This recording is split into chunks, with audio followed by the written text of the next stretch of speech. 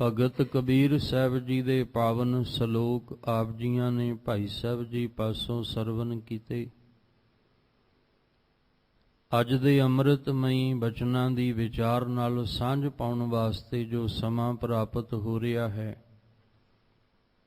ਮਨ ਬਿਰਤੀਆਂ ਨੂੰ ਇਕਾਗਰ ਕਰਦੇ ਹੋਏ ਨਿਮਾਣੇ ਜੇ ਹੋ ਕੇ ਧੰਨ ਗੁਰੂ ਗ੍ਰੰਥ ਸਾਹਿਬ ਮਹਾਰਾਜ ਜੀ ਦੇ ਪਾਵਨ ਚਰਨਾਂ ਵਿੱਚ ਜੁੜਨ ਦਾ ਯਤਨ ਕਰੀਏ। ਭਗਤ ਕਬੀਰ ਸਾਹਿਬ ਜੀ ਜੋ ਸਾਨੂੰ ਮਨੁੱਖੀ ਦੁਨਿਆਵੀ ਜੀਵਾਂ ਨੂੰ ਸਾਡੇ ਭਲੇ ਵਾਸਤੇ ਸਮਝਾਉਣਾ ਚਾਹੁੰਦੇ ਨੇ। ਇੱਕ ਮਨ ਇੱਕ ਚਿੱਤ ਹੋ ਕੇ ਸਮਝਣ ਦਾ ਯਤਨ ਕਰੀਏ ਜੀ। ਵਾਹਿਗੁਰੂ ਸਾਹਿਬ ਜੀ। ਸ਼ਲੋਕ ਭਗਤ ਕਬੀਰ ਜੀਓ ਕੇ ਇਕ ਓੰਕਾਰ ਸਤ ਗੁਰ ਪ੍ਰਸਾਦ।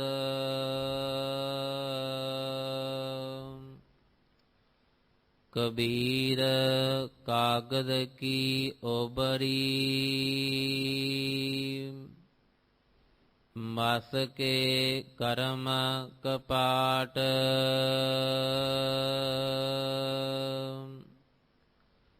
ਪਾਹਨ ਬੋਰੀ ਪ੍ਰਥਮੀ ਪੰਡਤ ਪਾੜੀ ਬਾਟ।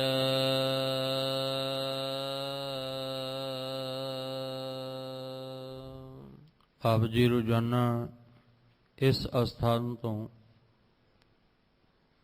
ਗੁਰਬਾਣੀ ਸ਼ਬਦ ਵਿਚਾਰ ਭਗਤ ਕਬੀਰ ਸਾਹਿਬ ਜੀ ਦੇ ਪਾਵਨ ਸ਼ਲੋਕਾਂ ਦੀ ਵਿਚਾਰ ਦੇ ਨਾਲ ਗੁਰੂ ਚਰਨਾਂ ਵਿੱਚ ਬੈਠ ਕੇ ਔਰ ਇਸ ਮੀਡੀਆ ਦੇ ਰਾਹੀਂ ਘਰਾਂ ਦੇ ਵਿੱਚ ਬੈਠ ਕੇ ਆਪ ਜੀ ਰੋਜ਼ਾਨਾ ਵਿਚਾਰ ਸਰਵਣ ਕਰਦੇ ਆ ਰਹੇ ਹੋ। ਭਗਤ ਕਬੀਰ ਸਾਹਿਬ ਜੀ ਨੇ ਅੱਜ ਦੇ ਇਸ ਪਾਵਨ ਸ਼ਲੋਕ ਵਿੱਚ ਕਿਰਪਾ ਕੀਤੀ। ਕਬੀਰ ਕਾਗਦ ਕੀ ਓਬਰੀ। ਓਬਰੀ ਦੇ ਦੋ ਅਰਥ ਨੇ। ਇੱਕ ਤਾਂ ਕਾਗਜ਼ ਦੀ ਕਿਸ਼ਤੀ ਜਿਹੜੀ ਹੈ ਉਹ, ਔਰ ਇੱਕ ਕਾਗਜ਼ ਦੀ ਕੋਠੜੀ। ਦੋਵੇਂ ਅਰਥ ਜਿਹੜੇ ਨੇ ਅਸੀਂ ਸਮਝਣੇ, ਕਿਉਂਕਿ ਕਬੀਰ ਜੀ ਜਿਹੜੇ ਉਸ ਵੇਲੇ ਧਰਮੀ ਲੋਕ ਨੇ, ਜਿਹੜੇ ਆਪਣੇ ਆਪ ਨੂੰ ਪੰਡਤ ਅਖਾਉਂਦੇ ਨੇ। ਪੰਡਤ ਦਾ ਅਰਥ ਹੁੰਦਾ ਵਿਦਵਾਨ। ਜਿਹੜੇ ਇਹ ਕਹਿੰਦੇ ਨੇ ਕਿ ਅਸੀਂ ਵਿਦਵਾਨ ਹਾਂ, ਅਸੀਂ ਸਾਡੇ ਆਪਣੀ ਵਿਦਵਤਾ ਦੇ ਨਾਲ ਇਸ ਸੰਸਾਰ ਦੇ ਜੀਆਂ ਦਾ ਉਧਾਰ ਕਰ ਸਕਦੇ ਹਾਂ। ਪਰ ਕਬੀਰ ਸਾਹਿਬ ਜੀ ਕਹਿੰਦੇ ਨੇ ਕਿ ਨਹੀਂ, ਹੇ ਪੰਡਤ, ਤੂੰ ਤਾਂ ਉਸ ਬਾਟ ਕਹਿੰਦੇ ਰਸਤਾ, ਤੂੰ ਤਾਂ ਉਸ ਰਸਤੇ ਨੂੰ ਹੀ ਪਾੜ ਕੇ ਰੱਖ ਦਿੱਤਾ। ਭਾਵ ਉਸ ਰਸਤੇ ਦੇ ਦੋ ਰਾਹ ਤੂੰ ਬਣਾ ਕੇ ਰੱਖ ਦਿੱਤੇ। ਇੱਕ ਰਸਤਾ ਜਿਹੜਾ ਪਰਮੇਸ਼ਵਰ ਵੱਲ ਸਿੱਧਾ ਹੀ ਜਾਂਦਾ ਸੀ, ਤੂੰ ਕੀ ਕੀਤਾ? ਤੂੰ ਉਸ ਰਸਤੇ ਨੂੰ ਪਾੜ ਕੇ ਰੱਖ ਦਿੱਤਾ। ਕਿਉਂ? ਕਿਉਂਕਿ ਤੈਨੂੰ ਆਪਣੀ ਵਿਦਵਤਾ ਦਾ ਮਾਣ ਸੀ। ਤੂੰ ਸੱਚ ਨਾਲੋਂ ਤੋੜ ਕੇ ਤੂੰ ਇਹਨਾਂ ਨੂੰ ਕਰਮ ਕਾਂਡ ਦੇ ਨਾਲ ਜੋੜਿਆ। ਇਹਨਾਂ ਦੇ ਅੰਦਰ ਵਹਿਮ ਭਰਮ ਜਿਹੜਾ ਸੀ ਉਹ ਭਰ ਕੇ ਇਹਨਾਂ ਕੋਲੋਂ ਕਰਮ ਕਾਂਡ ਜਿਹੜੇ ਨੇ ਉਹ ਤੂੰ ਕਰਵਾਏ। ਇਸ ਲਈ ਜਿਹੜਾ ਕਰਮ ਕਾਂਡ ਦਾ ਰਸਤਾ ਹੈ ਉਹ ਉਸ ਰਸਤੇ ਨੂੰ ਪਾੜ ਦਿੰਦਾ ਹੈ। ਭਾਵ ਉੱਥੇ ਇੱਕ ਰਸਤਾ ਅਲੱਗ ਹੋ ਜਾਂਦਾ ਹੈ। ਅਸੀਂ ਕਹਿੰਦੇ ਹਾਂ ਵੀ ਇਹ ਰਸਤਾ ਅੱਗੇ ਜਾ ਕੇ ਪਾਟ ਜਾਂਦਾ ਹੈ, ਭਾਵ ਇਹ ਅਲੱਗ ਹੋ ਜਾਂਦਾ ਹੈ। ਪਿੱਛੋਂ ਰਸਤਾ ਇੱਕੋ ਹੀ ਆ ਰਿਹਾ ਹੈ, ਪਰ ਅੱਗੇ ਜਾ ਕੇ ਇਹ ਦੋ ਰਸਤੇ ਹੋ ਜਾਂਦੇ ਨੇ। ਤੇ ਜਿੱਥੇ ਜਾ ਕੇ ਇੱਕ ਰਾਹ ਤੋਂ ਦੋ ਰਸਤੇ ਹੋ ਜਾਣ, ਇਹਦਾ ਮਤਲਬ ਦੂਜਾ ਰਸਤਾ ਸਾਨੂੰ ਸਾਡੀ ਮੰਜ਼ਿਲ ਤੋਂ ਦੂਰ ਲੈ ਜਾਏਗਾ। ਉਹ ਸਾਨੂੰ ਭਟਕਾਉਣ ਵਾਸਤੇ ਹੈ। ਇਸ ਲਈ ਕਬੀਰ ਜੀ ਕਹਿੰਦੇ ਨੇ ਕਿ ਹੇ ਪੰਡਤ, ਜੋ ਤੂੰ ਆਪਣੇ ਵੇਦ ਸ਼ਾਸਤਰ ਦੇ ਮੁਤਾਬਕ ਇਹਨਾਂ ਸੰਸਾਰ ਦੇ ਜੀਆਂ, ਸੰਸਾਰ ਦੇ ਲੋਕਾਂ ਨੂੰ ਕਰਮ ਕਾਂਡ ਵਾਲਾ ਰਸਤਾ ਦੱਸਦਾ ਪਿਆ, ਤੇ ਜਿਹੜਾ ਜਿਹਦੇ ਨਾਲ ਤੂੰ ਜੋੜਦਾ ਪਿਆ ਉਹ ਤਾਂ ਕਾਗਜ਼ ਦੀ ਕਿਸ਼ਤੀ ਹੈ। ਤੇ ਕਾਗਜ਼ ਦੀ ਜਿਹੜੀ ਕਿਸ਼ਤੀ ਹੁੰਦੀ ਹੈ ਉਹ ਕਦੇ ਵੀ ਪਾਰ ਨਹੀਂ ਲੰਘਦੀ, ਕਿਉਂਕਿ ਕਾਗਜ਼ ਜਿਹੜਾ ਹੈ ਇਹ ਪਾਣੀ ਦੇ ਵਿੱਚ ਗਲ ਜਾਣ ਵਾਲਾ ਹੈ।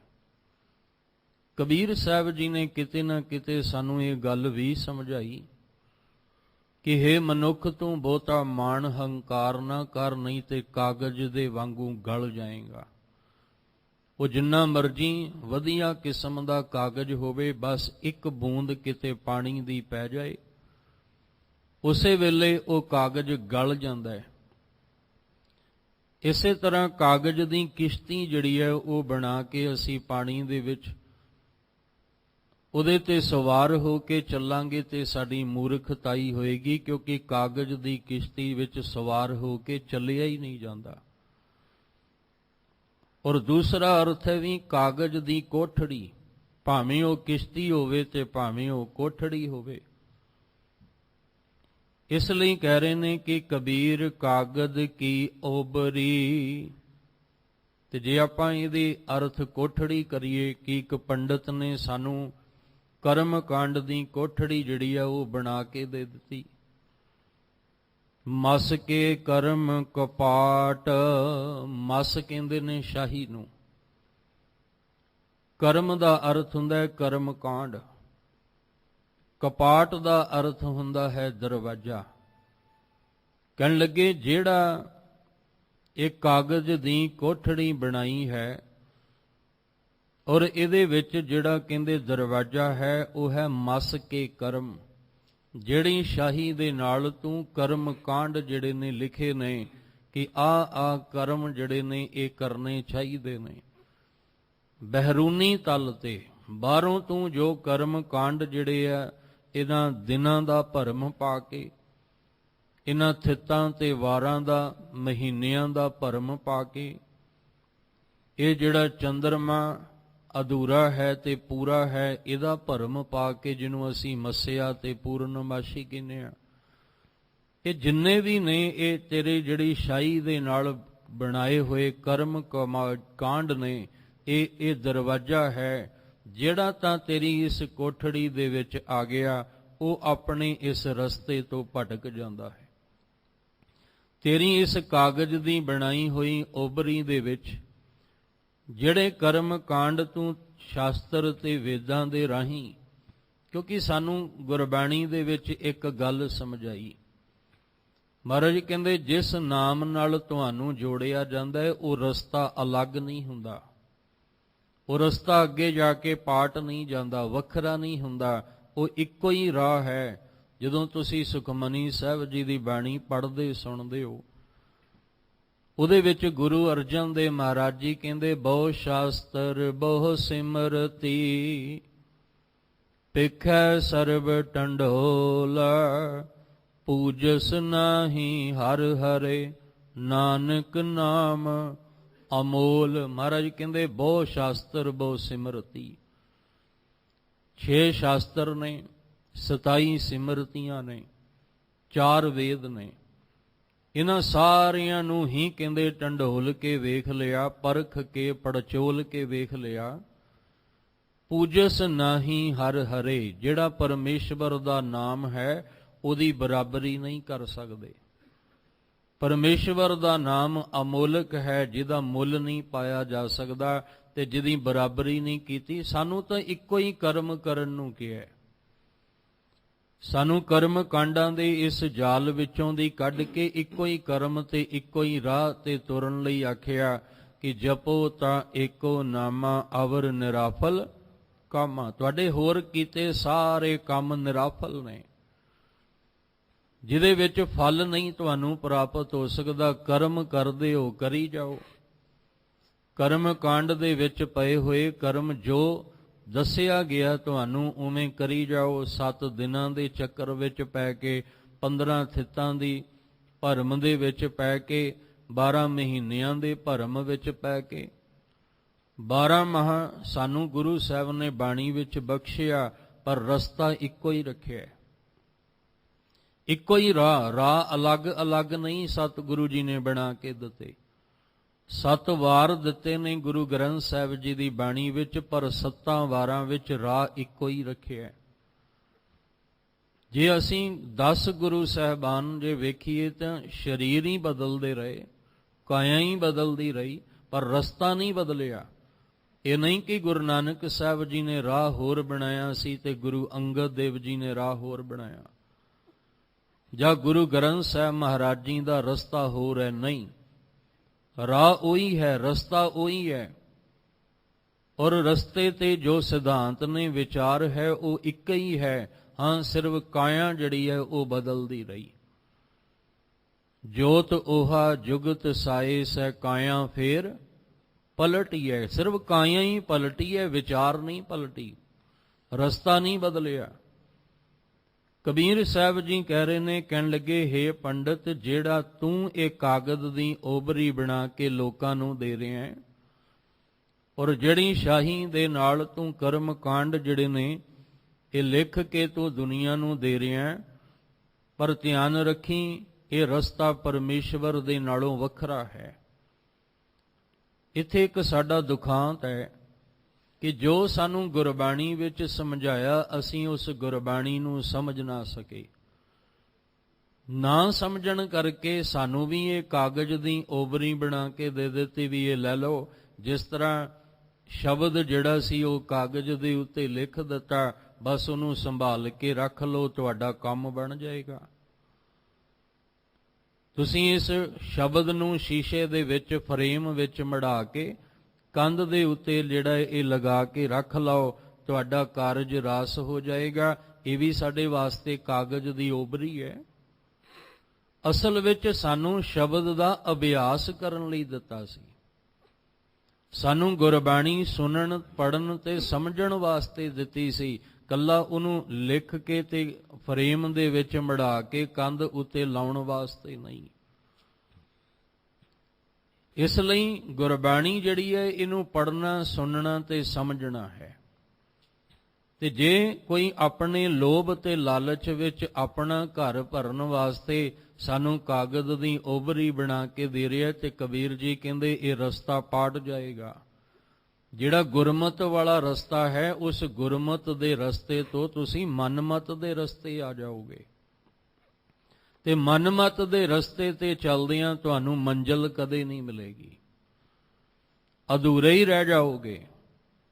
ਇਸ ਲਈ ਉਸ ਪੰਡਤ ਨੂੰ ਸਮਝਾਉਂਦੇ ਨੇ ਜਿਹੜਾ 2 ਰਾਹ ਬਣਾ ਕੇ ਲੋਕਾਂ ਨੂੰ ਭਰਮ ਪੈਦਾ ਕਰ ਰਿਹਾ ਹੈ, ਲੋਕਾਂ ਦੇ ਵਿੱਚ ਭੁਲੇਖਾ ਪਾ ਰਿਹਾ ਹੈ।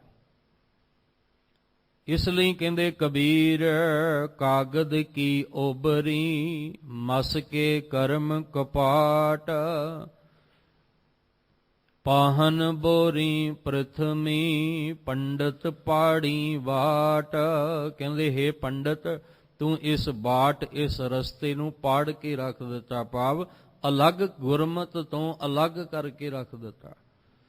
ਸੰਸਾਰ ਤੋਂ ਨਿਰੰਕਾਰ ਤੱਕ ਇੱਕੋ ਹੀ ਰਸਤਾ ਸੀ, ਪਰ ਤੂੰ ਇਸ ਰਸਤੇ ਦੇ ਅੱਗੋਂ ਕਿੰਨੇ ਰਸਤੇ ਬਣਾ ਦਿੱਤੇ।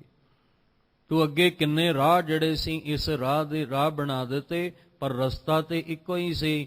ਹੋਇਆ ਕਿ ਤੂੰ ਉਸ ਕਾਗਜ਼ ਦੀ ਕੋਠੜੀ ਬਣਾ ਕੇ ਤੇ ਕਰਮ ਕਾਂਡ ਦਾ ਦਰਵਾਜ਼ਾ ਲਾ ਕੇ ਵਿੱਚ ਕੀ ਰੱਖ ਦਿੱਤਾ, ਪਾਹਨ। ਪਾਹਨ ਦਾ ਅਰਥ ਹੈ ਪੱਥਰ, ਉਹਦੀ ਮੂਰਤ ਤੂੰ ਉਹਦੇ ਵਿੱਚ ਰੱਖ ਦਿੱਤੀ।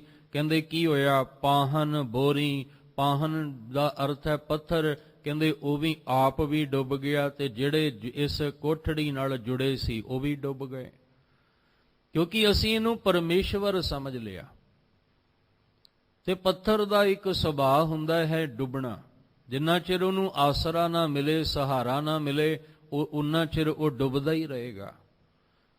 ਸਾਡੇ ਅੰਦਰ ਵੀ ਵਿਕਾਰਾਂ ਦੇ ਪੱਥਰ ਪਏ ਹੋਏ ਨੇ, ਤੇ ਅਸੀਂ ਉਨਾ ਚਿਰ ਡੁੱਬਣ ਤੋਂ ਨਹੀਂ ਆਪਣੇ ਆਪ ਨੂੰ ਬਚਾ ਸਕਦੇ ਜਿੰਨਾ ਚਿਰ ਸਾਨੂੰ ਪੂਰੇ ਦਾ ਸਹਾਰਾ ਨਹੀਂ ਮਿਲਦਾ। ਤਾਂ ਹੀ ਤੇ ਅਸੀਂ ਅਰਦਾਸ ਕਰਦੇ ਹਾਂ, ਜੇਤਾ ਸਮੁੰਦ ਸਾਗਰ ਨੀਰ ਭਰਿਆ, ਤੇਤੇ ਅਵਗੁਣ ਹਮਾਰੇ, ਦਇਆ ਕਰੋ ਕਿਛ ਮਿਹਰ ਉਪਾਵੋ, ਡੁੱਬਦੇ ਪੱਥਰ ਤਾਰੇ।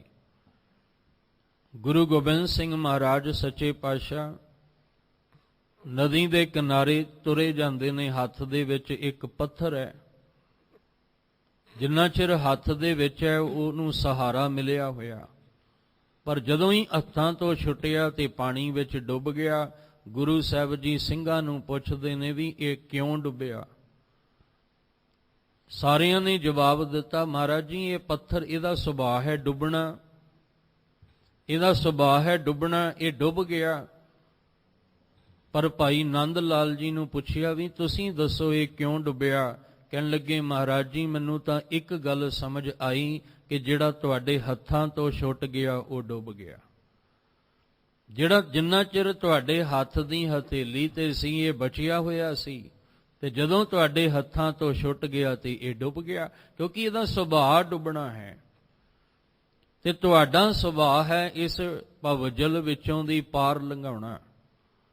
ਗੁਰੂ ਸਾਹਿਬ ਸਾਨੂੰ ਵਹਿਮ ਭਰਮ, ਗੁਰਬਾਣੀ ਵਿੱਚ ਕਿਤੇ ਵੀ ਤੁਸੀਂ ਐਸਾ ਕੋਈ ਸ਼ਬਦ ਪੰਗਤੀ ਕੋਈ ਐਸੀ ਜਿਹੜੀ ਸਾਨੂੰ ਕਰਮ ਕਾਂਡ ਵੱਲ ਲੈ ਜਾਂਦੀ ਹੋਵੇ, ਜਿਹੜਾ ਸਾਡੇ ਅੰਦਰ ਵਹਿਮ ਭਰਮ ਨੂੰ ਜਨਮ ਦਿੰਦੀ ਹੋਵੇ, ਗੁਰਬਾਣੀ ਦੀ ਕੋਈ ਵੀ ਇੱਕ ਐਸੀ ਪੰਗਤੀ ਹੋਵੇ ਜਿਹਦੇ ਨਾਲ ਸਾਡੇ ਅੰਦਰ ਵਹਿਮ ਭਰਮ ਪੈਦਾ ਹੁੰਦਾ ਹੋਵੇ, ਕਰਮ ਕਾਂਡ ਵੱਲ ਸਾਨੂੰ ਪ੍ਰੇਰਿਆ ਹੋਵੇ, ਸਾਨੂੰ ਕਰਮ ਕਾਂਡ ਤੋਂ ਵਰਜਿਆ ਹੈ।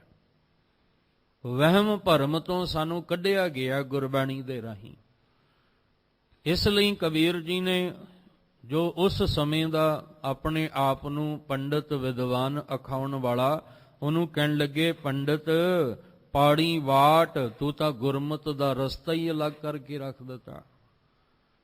ਤੂੰ ਕਰਮ ਕਾਂਡ ਇਹਨਾਂ ਲੋਕਾਂ ਤੋਂ ਕਰਵਾ ਰਿਹਾ ਹੈ, ਤੂੰ ਵਹਿਮ ਭਰਮ ਦੇ ਵਿੱਚ ਇਹਨਾਂ ਨੂੰ ਪਾ ਰਿਹਾ ਹੈ। ਪਰ ਪਾਹਨ ਬੋਰੀ ਪ੍ਰਥਮੀ, ਪ੍ਰਥਮੀ, ਪ੍ਰਥਮੀ ਦਾ ਅਰਥ ਆ ਧਰਤੀ, ਤੇ ਇਸ ਧਰਤੀ ਤੇ ਰਹਿਣ ਵਾਲੇ ਜਿਹੜੇ ਲੋਕ ਨੇ, ਧਿਆਨ ਦੇਣਾ, ਪ੍ਰਥਮੀ ਕਹਿਣ ਲੱਗੇ ਜਿਹੜਾ ਇਸ ਪ੍ਰਿਥਵੀ ਤੇ ਰਹਿਣ ਵਾਲੇ ਲੋਕ ਨੇ ਉਹਨਾਂ ਸਾਰਿਆਂ ਨੂੰ ਹੀ ਤੂੰ ਡੋਬ ਕੇ ਰੱਖ ਦਿੱਤਾ, ਕਿਉਂਕਿ ਤੂੰ ਜੋੜਿਆ ਹੀ ਉਹਦੇ ਨਾਲ ਹੈ ਜਿਹੜਾ ਆਪ ਡੁੱਬ ਜਾਣ ਵਾਲਾ। ਤੁਸੀਂ ਕੱਲ ਵੀ ਵਿਚਾਰਿਆ, ਕੱਲ ਵੀ ਕਬੀਰ ਜੀ ਨੇ ਜ਼ਿਕਰ ਕੀਤਾ ਸੀ, ਕਬੀਰ ਪਾਹਨ ਪਰਮੇਸ਼ਰ ਕੀਆ। ਅਸੀਂ ਉਸ ਪਾਹਨ ਨੂੰ, ਅਸੀਂ ਉਹਨੂੰ ਘੜ ਕੇ, ਉਹਨੂੰ ਘੜਿਆ ਕਿਨੇ ਸੀ। ਪੱਥਰ ਹੈ, ਉਹ ਪੱਥਰ ਜਿਹੜਾ ਰਸਤੇ ਵਿੱਚ ਪਿਆ ਸੀ, ਉਹ ਕੋਈ ਆਇਆ ਉਹਨੂੰ ਆਪਣੇ ਪੈਰ ਦਾ ਠੁੱਡਾ ਮਾਰ ਗਿਆ, ਕੋਈ ਆਇਆ ਆਪਣੇ ਪੈਰ ਦਾ ਠੁੱਡਾ ਮਾਰ ਗਿਆ, ਪਰ ਕਿਸੇ ਨੇ ਉਹਨੂੰ ਚੁੱਕ ਕੇ ਚੰਗੀ ਤਰ੍ਹਾਂ ਘੜ ਕੇ ਉਹਦੀ ਮੂਰਤ ਬਣਾ ਦਿੱਤੀ। ਜਿਹੜੇ ਪੈਰ ਦਾ ਠੇਡਾ ਮਾਰਦੇ ਸੀ ਉਹੀ ਹੱਥ ਜੋੜਨ ਲੱਗ ਪਏ।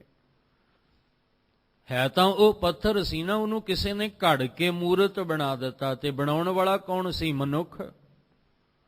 ਹੁਣ ਇੱਕ ਸਵਾਲ ਹੈ ਤੁਹਾਡੇ ਸਾਹਮਣੇ ਕਿ ਪਰਮੇਸ਼ਵਰ ਰੱਬ ਨੇ ਸਾਨੂੰ ਬਣਾਇਆ ਕਿ ਅਸੀਂ ਰੱਬ ਨੂੰ ਬਣਾਇਆ? ਇਹ ਸਾਰੀ ਦੁਨੀਆ ਨੂੰ ਮਨੁੱਖ ਨੇ ਬਣਾਇਆ ਕਿ ਇਹ ਸਾਰੀ ਸ੍ਰਿਸ਼ਟੀ ਦੀ ਰਚਨਾ ਪਰਮੇਸ਼ਵਰ ਨੇ ਕੀਤੀ ਹੈ? ਜੇ ਬੰਦਾ ਕਹੇ ਕਿ ਮੈਂ ਰੱਬ ਨੂੰ ਬਣਾਇਆ, ਇਹਦਾ ਮਤਲਬ ਕਿ ਰੱਬ ਤਾਂ ਫਿਰ ਸਾਡੇ ਤੋਂ ਛੋਟਾ ਹੈ, ਫਿਰ ਅਸੀਂ ਉਸ ਰੱਬ ਤੋਂ ਵੱਡੇ ਹਾਂ। ਪਰ ਸਮਝਣਾ ਪਏਗਾ ਕਿ ਇਸ ਸਾਰੀ ਸ੍ਰਿਸ਼ਟੀ ਨੂੰ, ਸਾਰੇ ਜੀਆਂ ਨੂੰ ਬਣਾਉਣ ਵਾਲਾ ਇੱਕੋ ਹੀ ਹੈ, ਪਰਮੇਸ਼ਵਰ। ਉਹਨੇ ਇੱਕੋ ਹੀ ਮਿੱਟੀ ਤੋਂ ਸਾਰੇ ਜਿਹੜੇ ਨੇ ਇਹ ਸਾਜੇ ਨੇ, ਬਣਾਏ ਨੇ, ਸਵਾਰੇ ਨੇ। ਅਸੀਂ ਰੱਬ ਨੂੰ ਨਹੀਂ ਬਣਾ ਸਕਦੇ। ਹੁਣ ਕੋਈ ਕਵੇ ਮਾਤਾ ਪਿਤਾ ਜਿਹੜੇ ਨੇ, ਉਸ ਮਾਂ ਬਾਪ ਦੇ ਰਾਹੀਂ ਹੀ ਬੱਚੇ ਦਾ ਜਨਮ ਹੈ। ਹੁਣ ਬੱਚੇ ਦੇ ਜਨਮ ਬਾਰੇ ਪਿਤਾ ਦੱਸ ਸਕਦਾ ਵੀ ਕਿਹੜੀ ਰੁੱਤ ਸੀ, ਕਿਹੜਾ ਮਹੀਨਾ ਸੀ, ਉਸ ਵੇਲੇ ਕਿਹੜਾ ਕਿੱਦਾਂ ਦਾ ਮਾਹੌਲ ਸੀ ਜਦੋਂ ਬੱਚੇ ਦਾ ਜਨਮ ਹੋਇਆ। ਪਰ ਬੱਚੇ ਨੂੰ ਕੀ ਪਤਾ ਪਿਤਾ ਦਾ ਜਨਮ ਕਿੱਦਾਂ ਹੋਇਆ, ਕਿਉਂਕਿ ਬੱਚਾ ਆਪ ਤਾਂ ਉਸ ਵੇਲੇ ਮੌਜੂਦ ਹੀ ਨਹੀਂ ਸੀ। ਸਤਿਗੁਰੂ ਜੀ ਨੇ ਬਾਣੀ ਵਿੱਚ ਜ਼ਿਕਰ ਕੀਤਾ, ਮਹਾਰਾਜ ਜੀ ਕਹਿੰਦੇ ਪਿਤਾ ਕਾ ਜਨਮ ਕਹਿ ਜਾਣੇ ਪੂਤ। ਪਿਤਾ ਦਾ ਜਨਮ ਪੂਤ ਪੁੱਤਰ ਕਿਵੇਂ ਦੱਸ ਸਕਦਾ ਹੈ, ਕਿਉਂਕਿ ਉਹਦੀ ਆਪਣੀ ਹੋਂਦ ਨਹੀਂ ਸੀ ਸੰਸਾਰ 'ਚ। ਨਿਰੰਕਾਰ ਦੀ ਹੋਂਦ ਕਿਵੇਂ ਹੈ, ਕਿੱਥੋਂ ਪੈਦਾ ਹੋਇਆ, ਕਿਵੇਂ ਬਣਿਆ, ਕਿਹਨੇ ਸਿਰਜਿਆ, ਇਹ ਅਸੀਂ ਨਹੀਂ ਦੱਸ ਸਕਦੇ, ਕਿਉਂਕਿ ਇਹ ਸੰਸਾਰ ਹੈ ਹੀ ਨਹੀਂ ਸੀ ਉਦੋਂ। ਜਦੋਂ ਅਰਬਦ ਨਰਬਦ ਧੁੰਦੂ ਘਾਰਾ ਸੀ, ਉਦੋਂ ਕੌਣ ਸੀ ਸੰਸਾਰ ਵਿੱਚ? ਨਿਰੰਕਾਰ ਨੇ ਸੰਸਾਰ ਦੀ ਰਚਨਾ ਕਰਕੇ ਇਸ ਮਨੁੱਖਾਂ ਨੂੰ, ਇਸ ਜੀਆਂ ਨੂੰ ਪੈਦਾ ਕੀਤਾ ਹੈ।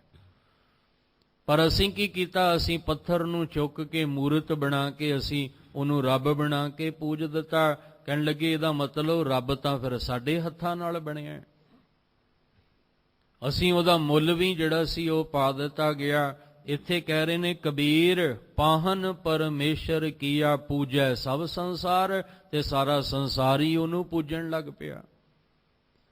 ਪਰ ਜਿਹੜਾ ਪਰਮੇਸ਼ਵਰ ਹੈ ਉਹਨੂੰ ਤਾਂ ਥਾਪਿਆ ਹੀ ਨਹੀਂ ਜਾ ਸਕਦਾ। ਮੂਰਤ ਬਣਾ ਕੇ ਤੇ ਆਪਾਂ ਉਹਦੀ ਸਥਾਪਨਾ ਕਰ ਦਿੱਤੀ, ਪਰ ਜਿਹੜਾ ਪਰਮੇਸ਼ਵਰ ਹੈ ਥਾਪਿਆ ਨਾ ਜਾਏ, ਕੀਤਾ ਨਾ ਹੋਏ, ਆਪੇ ਆਪ ਨਿਰੰਜਨ ਸੋਏ। ਉਹਨੂੰ ਥਾਪਿਆ ਹੀ ਨਹੀਂ ਜਾ ਸਕਦਾ, ਔਰ ਉਹ ਕਿਸੇ ਦੇ ਕੀਤੇ ਕਿਸੇ ਦੇ ਕੀਤਿਆਂ ਨਹੀਂ ਉਹਦੀ ਹੋਂਦ ਹੈ। ਉਹ ਪਰਮੇਸ਼ਵਰ ਆਪਣੇ ਆਪ ਤੋਂ ਹੈ। ਆਪਣੇ ਆਪ ਤੋਂ ਸੰਸਾਰ ਦੀ ਰਚਨਾ ਉਸ ਅਕਾਲ ਪੁਰਖ ਨਿਰੰਕਾਰ ਨੇ ਕੀਤੀ ਹੈ। ਆ ਭੁਲੇਖਾ ਪੈ ਹੀ ਗਿਆ ਸੀ ਬੰਦੇ ਨੂੰ, ਕਹਿੰਦਾ ਮੈਂ ਹਾਂ, ਤੇ ਅੱਜ ਜਦੋਂ ਆ ਦੁੱਖ ਦੀ ਮਾਰ ਸਾਨੂੰ ਪੈਂਦੀ ਹੈ, ਤੇ ਅੱਜ ਬੰਦੇ ਦੀ ਮੈਂ ਕਿੱਥੇ ਗਈ? ਅੱਜ ਬੰਦੇ ਦਾ ਹੰਕਾਰ ਜਿਹੜਾ ਸੀ ਉਹ ਕਿੱਥੇ ਗਿਆ? ਇਸ ਲਈ ਕਹਿ ਰਹੇ ਨੇ, ਕਹਿੰਦੇ ਆ ਜਿਹੜੀ ਤੂੰ ਕਾਗਜ਼ ਦੀ ਕੋਠੜੀ ਬਣਾ ਕੇ ਜਾਂ ਕਾਗਜ਼ ਦੀ ਕਿਸ਼ਤੀ ਬਣਾ ਕੇ ਲੋਕਾਂ ਨੂੰ ਪੰਡਤ ਦੇ ਰਿਹਾ ਨਾ, ਇਹ ਤਾਂ ਆਪ ਵੀ ਡੁੱਬ ਜਾਣੀ ਤੇ ਜਿਨ੍ਹਾਂ ਨੂੰ ਦੇ ਰਿਹਾ ਉਹ ਵੀ ਡੁੱਬ ਜਾਣੇ ਨੇ। ਹੁਣ ਤੁਸੀਂ ਕਾਗਜ਼ ਦੀ ਬੇੜੀ ਬਣਾ ਕੇ ਉਹਦੇ ਵਿੱਚ ਬੈਠ ਕੇ ਜਾਓਗੇ ਤਾਂ ਕੀ ਹੋਏਗਾ? ਕਾਗਜ਼ ਵੀ ਡੁੱਬ ਜਾਏਗਾ ਤੇ ਤੁਸੀਂ ਵੀ ਡੁੱਬ ਜਾਓਗੇ। ਅਸਲ ਵਿੱਚ ਕਬੀਰ ਜੀ ਸਮਝਾਉਣਾ ਕੀ ਚਾਹੁੰਦੇ ਨੇ ਕਿ ਕਰਮ ਕਾਂਡ ਛੱਡ ਦਿਓ। ਜਿਹੜੇ ਵਹਿਮ ਭਰਮ ਸਾਨੂੰ ਅੰਦਰ ਪੈਦਾ ਕੀਤੇ ਗਏ ਨੇ, ਉਸ ਵਹਿਮ ਭਰਮ ਦੇ ਵਿੱਚੋਂ ਦੀ ਨਿਕਲ ਆਓ। ਇਹਨਾਂ ਵਹਿਮਾਂ ਭਰਮਾਂ ਨਾਲ ਗੱਲ ਨਹੀਂ ਬਣਨੀ। ਇਹ ਕਰਮ ਕਾਂਡ ਜਿਹੜੇ ਨੇ ਇਹ ਕਰਕੇ ਗੱਲ ਨਹੀਂ ਬਣਨੀ। ਉਸ ਪਰਮੇਸ਼ਵਰ ਨੂੰ ਧਿਆਉਣਾ ਪੈਣਾ, ਉਹਦੇ ਨਾਮ ਦਾ ਜਾਪ ਕਰਨਾ ਪੈਣਾ, ਉਹਦੇ ਨਾਮ ਦਾ ਅਭਿਆਸ ਕਰਨਾ ਪੈਣਾ, ਤਾਂ ਗੱਲ ਬਣਨੀ ਹੈ। ਕੱਲੇ ਜਿਹੜਾ ਇਹ ਸਿਰਫ ਕਰਮ ਕਾਂਡ ਕਰਕੇ ਗੱਲ ਨਹੀਂ ਬਣਨੀ। ਇਸ ਲਈ ਕਹਿ ਰਹੇ ਨੇ, ਕਹਿਣ ਲੱਗੇ ਹੇ ਪੰਡਤ, ਤੂੰ ਕਾਗਜ਼ ਦੀ ਓਬਰੀ ਬਣਾ ਕੇ ਕਰਮ ਕਾਂਡਾਂ ਦਾ ਜਿਹੜਾ ਸੀ ਉਹ ਦਰਵਾਜ਼ਾ ਬਣਾ ਕੇ, ਤੇ ਤੂੰ ਉਹ ਜਿਹੜੀ ਮਸ ਕੇ ਕਰਮ ਕਪਾਟ ਤੇ ਜਿਹੜੀ ਸ਼ਾਹੀ ਨਾਲ ਤੂੰ ਇਹ ਲਿਖੇ ਨੇ ਕਰਮ ਕਾਂਡ, ਜਾਂ ਜਿਹੜੇ ਇਹ ਵੇਦ ਸ਼ਾਸਤਰ ਤਿਆਰ ਹੋਏ ਸਿਮਰਤੀਆਂ, ਜਿਹੜੀ ਸ਼ਾਹੀ ਨਾਲ ਉਹ ਦਰਵਾਜ਼ਾ ਤੂੰ ਇਹਨਾਂ ਲੋਕਾਂ ਵਾਸਤੇ ਬਣਾਤਾ ਦਿੱਤਾ, ਉਹਦੇ ਵਿੱਚ ਰੱਖ ਦਿੱਤਾ ਪਾਹਨ ਪੱਥਰ। ਪਰ ਹੋਇਆ ਕਿ ਪਾਹਨ ਬੋਰੀ, ਬੋਰੀ ਦਾ ਅਰਥ ਹੁੰਦਾ ਡੁੱਬਣਾ, ਉਹ ਡੁੱਬ ਗਿਆ। ਪ੍ਰਥਮੀ, ਤੇ ਜਿਹੜੇ ਇਸ ਪ੍ਰਿਥਵੀ ਤੇ ਰਹਿਣ ਵਾਲੇ ਲੋਕ ਸਨ ਉਹ ਵੀ ਕਹਿੰਦੇ ਡੁੱਬ ਗਏ। ਪੰਡਤ ਪਾੜੀ ਵਾਟ, ਤੂੰ ਇਸ ਰਸਤੇ ਨੂੰ ਪਾੜ ਕੇ ਰੱਖ ਦਿੱਤਾ, ਤੂੰ ਇਸ ਰਸਤੇ ਨੂੰ ਅਲੱਗ ਕਰਕੇ ਰੱਖ ਦਿੱਤਾ। ਅਸਲ ਵਿੱਚ ਤੂੰ ਉਸ ਪਰਮੇਸ਼ਵਰ ਦੇ ਨਾਮ ਨਾਲ ਜੋੜਨਾ ਸੀ। ਤੂੰ ਉਹਨਾਂ ਨੂੰ ਇੱਕੋ ਹੀ ਗੱਲ ਕਹਿਣੀ ਸੀ ਕਿ ਦੁੱਖ ਹੋਵੇ ਸੁੱਖ ਹੋਵੇ, ਜਿੱਦਾਂ ਦਾ ਮਰਜ਼ੀ ਸਮਾਂ ਹੋਵੇ, ਜਨਮ ਹੋਵੇ ਮਰਨ ਹੋਵੇ, ਤੁਸੀਂ ਇੱਕ ਪਰਮੇਸ਼ਵਰ ਦੇ ਨਾਮ ਦਾ ਹੀ ਅਭਿਆਸ ਕਰਨਾ ਹੈ। ਤੁਸੀਂ ਇੱਕ ਪਰਮੇਸ਼ਵਰ ਤੇ ਹੀ ਭਰੋਸਾ ਰੱਖਣਾ ਹੈ। ਜਿੱਦਾਂ ਦਾ ਮਰਜ਼ੀ ਸਮਾਂ ਆ ਜਾਏ। ਮਹਾਰਾਜ ਜੀ ਤਾਂ ਅੱਜ ਵੀ ਬਾਣੀ ਵਿੱਚ ਇਹੀ ਕਹਿ ਰਹੇ ਨੇ, ਸਾਡੇ ਜਨਮ ਲੈਣ ਤੋਂ ਪਹਿਲਾਂ ਵੀ ਗੁਰਬਾਣੀ ਵਿੱਚ ਉਹੀ ਸਮਝਾਇਆ, ਸਾਡੇ ਦੁਨੀਆ ਤੋਂ ਚਲੇ ਜਾਣ ਤੋਂ ਬਾਅਦ ਵੀ ਗੁਰਬਾਣੀ ਇਹੀ, ਆਉਣ ਵਾਲੇ ਜਿਹੜੇ ਲੋਕ ਹੋਣਗੇ ਉਹਨਾਂ ਨੂੰ ਵੀ ਇਹੀ ਗੱਲ ਸਮਝਾਉਣਗੇ ਕਿ ਤੂੰ ਕਾਹੇ ਡੋਲੇ ਪ੍ਰਾਣੀਆਂ ਤੁਧ ਰਾਖੇਗਾ ਸਿਰਜਣਹਾਰ। ਉਹ ਸਿਰਜਣਹਾਰ ਦੇ ਨਾਲ ਜੋੜਦੇ ਨੇ, ਕਿਸੇ ਵਹਿਮ ਭਰਮ ਤੇ ਕਰਮ ਕਾਂਡ ਦੇ ਨਾਲ ਨਹੀਂ। ਤੁਧ ਰਾਖੇਗਾ ਸਿਰਜਣਹਾਰ, ਜਿਨ ਪੈਦਾਇਸ਼ ਤੂੰ ਕੀਆ ਸੋਈ ਦੇ ਆਧਾਰ। ਜਿਹਨੇ ਤੈਨੂੰ ਪੈਦਾ ਕੀਤਾ ਉਹੀ ਤੈਨੂੰ ਆਸਰਾ ਦੇਗਾ। ਆਪ ਜੀ ਨਾਲ ਪਿਛਲੇ ਸਮੇਂ ਇੱਕ ਵਿਚਾਰ ਦੀ ਸਾਂਝ ਪਾਈ ਸੀ। ਆਪ ਜੀ ਨੂੰ ਚੇਤੇ ਹੋਏਗਾ ਕਿ ਆ ਹੱਥਾਂ ਦੀ ਜਿਹੜੀਆਂ ਅਸੀਂ ਰੇਖਾ ਵੇਖਦੇ ਹਾਂ, ਲਕੀਰਾਂ, ਇਹ ਅਸੀਂ ਬੰਦੇ ਨੂੰ ਦਿਖਾਣੇ ਪਏ ਹਾਂ ਕਿ ਆ ਮੇਰੇ ਹੱਥ ਦੀ ਲਕੀਰਾਂ ਵੇਖ ਕੇ ਦੱਸ ਮੇਰੀ ਜ਼ਿੰਦਗੀ ਵਿੱਚ ਕੀ ਹੈ, ਮੇਰੇ ਜੀਵਨ ਵਿੱਚ ਕੀ ਹੈ। ਪਰ ਕਦੀ ਸੋਚਿਆ ਵੀ ਇਹ ਲਕੀਰਾਂ ਬਣਾਈਆਂ ਕਿਹਨੇ ਨੇ? ਜਿਸ ਬੰਦੇ ਨੂੰ ਆਪਾਂ ਲਕੀਰਾਂ ਆਪਣੇ ਹੱਥ ਦੀ ਰੇਖਾਵਾਂ ਦਿਖਾ ਰਹੇ ਹਾਂ, ਕਿ ਤੁਹਾਨੂੰ ਭਰੋਸਾ ਹੈ ਕਿ ਇਸ ਬੰਦੇ ਨੇ ਹੀ ਮੇਰੀਆਂ ਰੇਖਾਵਾਂ ਬਣਾਈਆਂ ਨੇ, ਮੇਰੇ ਹੱਥ ਦੀਆਂ ਲਕੀਰਾਂ ਇਸ ਬੰਦੇ ਨੇ ਹੀ ਬਣਾਈਆਂ ਨੇ? ਜੇ ਤਾਂ ਉਹਨੇ ਬਣਾਈਆਂ ਫਿਰ ਤਾਂ ਮੁਬਾਰਕ ਹੈ, ਉਹਨੂੰ ਕਹੋ ਵੀ ਮੇਰੇ ਹੱਥ ਦੀਆਂ ਲਕੀਰਾਂ ਵੇਖ। ਪਰ ਬਣਾਉਣ ਵਾਲਾ ਕੋਈ ਹੋਰ ਹੈ, ਦਿਖਾ ਅਸੀਂ ਕਿਸੇ ਹੋਰ ਨੂੰ ਰਹੇ ਹਾਂ। ਇਹ ਹੱਥ ਜਿਹੜੇ ਨੇ, ਹੱਥਾਂ ਨੂੰ ਬਣਾਉਣ ਵਾਲਾ, ਇਹਨਾਂ ਵਿੱਚ ਪਾਵਰ ਭਰਨ ਵਾਲਾ ਕੋਈ ਹੋਰ ਹੈ, ਅਸੀਂ ਇਹਨੂੰ ਜੋੜ ਕਿਤੇ ਹੋਰ ਰਹੇ ਹਾਂ। ਇਹ ਹੈ ਪੰਡਤ ਪਾੜੀ ਵਾਟ। ਉਸ ਰਸਤੇ ਨੂੰ ਅਲੱਗ ਕਰ ਦਿੱਤਾ, ਆਪਣਾ ਵੱਖਰਾ ਹੀ ਰਸਤਾ ਬਣਾ ਦਿੱਤਾ। ਕਿਉਂ? ਆਪਣਾ ਘਰ ਭਰਨ ਵਾਸਤੇ। ਜੇ ਲੋਕ ਵਹਿਮ ਭਰਮ ਕਰਮ ਕਾਂਡ ਵਿੱਚ ਚੱਲਣਗੇ ਤੇ ਇਸ ਪੰਡਤ ਦਾ ਲੋਕ ਇਹਦਾ ਘਰ ਆਪਣਾ ਭਰੇਗਾ। ਪਰ ਕਬੀਰ ਜੀ ਦੇ ਅੰਦਰ ਜੋ ਜਾਗਰਤਾ ਆਈ, ਜੋ ਸੱਚ ਨਾਲ ਜੁੜੇ, ਤੇ ਉਹੀ ਸੱਚ ਦੁਨੀਆ ਨੂੰ ਸਮਝਾਉਣ ਲਈ ਤੁਰੇ ਕਿ ਤੁਸੀਂ ਇਸ ਵਹਿਮ ਭਰਮ ਤੋਂ ਬਚੋਗੇ ਤਾਂ ਤੁਸੀਂ ਸਿੱਧੇ ਰਾਹ ਤੁਰਿਆਂ ਆਪਣਾ ਜਨਮ ਸਫਲਾ ਕਰ ਸਕਦੇ ਹੋ। ਹੁਣ ਕਰਮ ਕਾਂਡ ਕਰਨਾ ਹੋਵੇ, ਅਗਲੇ ਸ਼ਲੋਕ ਨੂੰ ਸਮਝਣ ਤੋਂ ਪਹਿਲਾਂ, ਜੇ ਕਿਤੇ ਅਸੀਂ ਦਰਿਆ ਤੇ ਜਾ ਕੇ ਕੋਈ ਚੀਜ਼ ਰੋੜਨੀ ਹੋਵੇ, ਵੀ ਕਿਹਾ ਸੀ ਮੰਗਲਵਾਰ ਆਹ ਚੀਜ਼ਾਂ ਲੈ ਕੇ ਦਰਿਆ ਤੇ ਰੋੜ ਕੇ ਆਉਣੀਆਂ ਨੇ, ਤੇ ਉਹ ਭਾਵੇਂ 50 ਮੀਲ ਤੇ ਹੋਵੇ, 20 ਮੀਲ ਤੇ ਹੋਵੇ, ਬੰਦਾ ਸਾਰਾ ਕੁਝ ਛੱਡ ਕੇ ਜਾਣ ਨੂੰ ਤਿਆਰ ਹੈ। 20 ਮੀਲ, 50 ਮੀਲ, 100 ਮੀਲ ਦਾ ਸਫ਼ਰ ਤੈਅ ਕਰਕੇ ਜੋ ਜੋ ਕਿਹਾ ਸੀ ਉਹ ਦਰਿਆ ਵਿੱਚ ਰੋੜਨ ਵਾਸਤੇ ਜਾ ਕੇ ਤਿਆਰ ਹੈ, ਪਰ ਬੈਠ ਕੇ ਪਰਮੇਸ਼ਵਰ ਦਾ ਨਾਮ ਜਪਣ ਨੂੰ ਤਿਆਰ ਨਹੀਂ। ਨਾਮ ਜਪ, ਜੇ ਕਹੀਏ ਵੀ ਸਿਮਰਨ ਕਰ ਲੋ, ਉਹਦੇ ਨਾਮ ਦੀ ਬੰਦਗੀ, ਕਿਉਂਕਿ ਗੁਰੂ ਸਾਹਿਬ ਤਾਂ ਕਹਿੰਦੇ ਕਰ ਬੰਦੇ ਤੂੰ ਬੰਦਗੀ। ਉਹ ਭਾਵੇਂ ਸੋਮਵਾਰ ਹੋਵੇ ਤੇ ਭਾਵੇਂ ਮੰਗਲਵਾਰ ਹੋਵੇ, ਦਿਨ ਭਾਵੇਂ ਕੋਈ ਵੀ ਹੋਵੇ, ਮਹੀਨਾ ਕੋਈ ਵੀ ਹੋਵੇ, ਗੁਰਬਾਣੀ ਤਾਂ ਕਹਿੰਦੀ ਆ ਕਿ ਕਰ ਬੰਦੇ ਤੂੰ ਬੰਦਗੀ, ਜਿਚਰ ਘਟ ਮੈਂ ਸਾਹ। ਜਿੰਨਾ ਚਿਰ ਸਾਹ ਹੈ ਨਾ, ਤੂੰ ਬੰਦਗੀ ਕਰ। ਇਹ ਨਹੀਂ ਕਹਿੰਦੇ ਵੀ ਸੋਮਵਾਰ ਉੱਥੇ ਜਾ ਤੇ ਮੰਗਲਵਾਰ ਉੱਥੇ ਜਾ।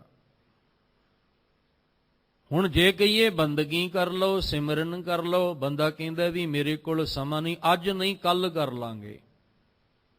ਵੀ ਬਾਣੀ ਪੜ੍ਹਨੀ ਹੈ, ਨਾਮ ਜਪਣਾ ਹੈ ਨਾ, ਅੱਜ ਨਹੀਂ ਜਪਣਾ, ਕੱਲ ਨੂੰ ਜਪ ਲਓ। ਉਹ ਕੱਲ ਕਰਦਾ ਰਹਿੰਦਾ ਹੈ। ਤੇ ਜੇ ਕਹੋ ਵੀ ਅੱਜ ਫਲਾਣੀ ਥਾਂ ਤੇ ਜਾ ਕੇ ਦਰਿਆ ਤੇ ਆਹ ਕੁਝ ਰੋੜ ਕੇ ਆ ਜਾ, ਅੱਜ ਸਮਾਂ ਇੰਨੇ ਵਜੇ ਤੱਕ ਦਾ, ਤੇ ਜੇ ਉਹਨੇ ਕਿਹਾ ਵੀ 11 ਵਜੇ ਤੋਂ ਪਹਿਲਾਂ, 12 ਵਜੇ ਤੋਂ ਪਹਿਲਾਂ, ਜਾਂ ਸਵੇਰੇ 8 ਵਜੇ ਤੱਕ, ਤਾਂ ਫਿਰ ਬੰਦਾ ਭੱਜ ਕੇ ਜਾਂਦਾ ਹੈ। ਫਿਰ ਉਹ 50-100 ਮੀਲ ਤੇ ਵੀ ਭੱਜ ਕੇ ਜਾਂਦਾ ਤੇ ਦਰਿਆਵਾਂ ਵਿੱਚ ਜਾ ਕੇ ਰੋੜ ਕੇ ਆਉਂਦਾ ਹੈ। ਤੇ ਜੇ ਕਹੀਏ ਬੈਠ ਕੇ ਨਾਮ ਜਪ ਲਓ, ਤੇ ਬੰਦਾ ਕਹਿੰਦਾ ਅੱਜ ਨਹੀਂ ਕੱਲ ਜਪਾਂਗੇ। ਅਗਲੇ ਸ਼ਲੋਕ ਨੂੰ ਸਮਝਣ ਵਾਸਤੇ ਕਿ ਨਾਮ ਜਪਣ ਲੱਗਿਆਂ ਅਸੀਂ ਆਲਸੀ ਹੋ ਜਾਂਦੇ ਹਾਂ, ਅਵੇਸਲੇ ਹੋ ਜਾਂਦੇ ਹਾਂ, ਕੱਲ ਤੇ ਛੱਡ ਦਿੰਦੇ ਹਾਂ।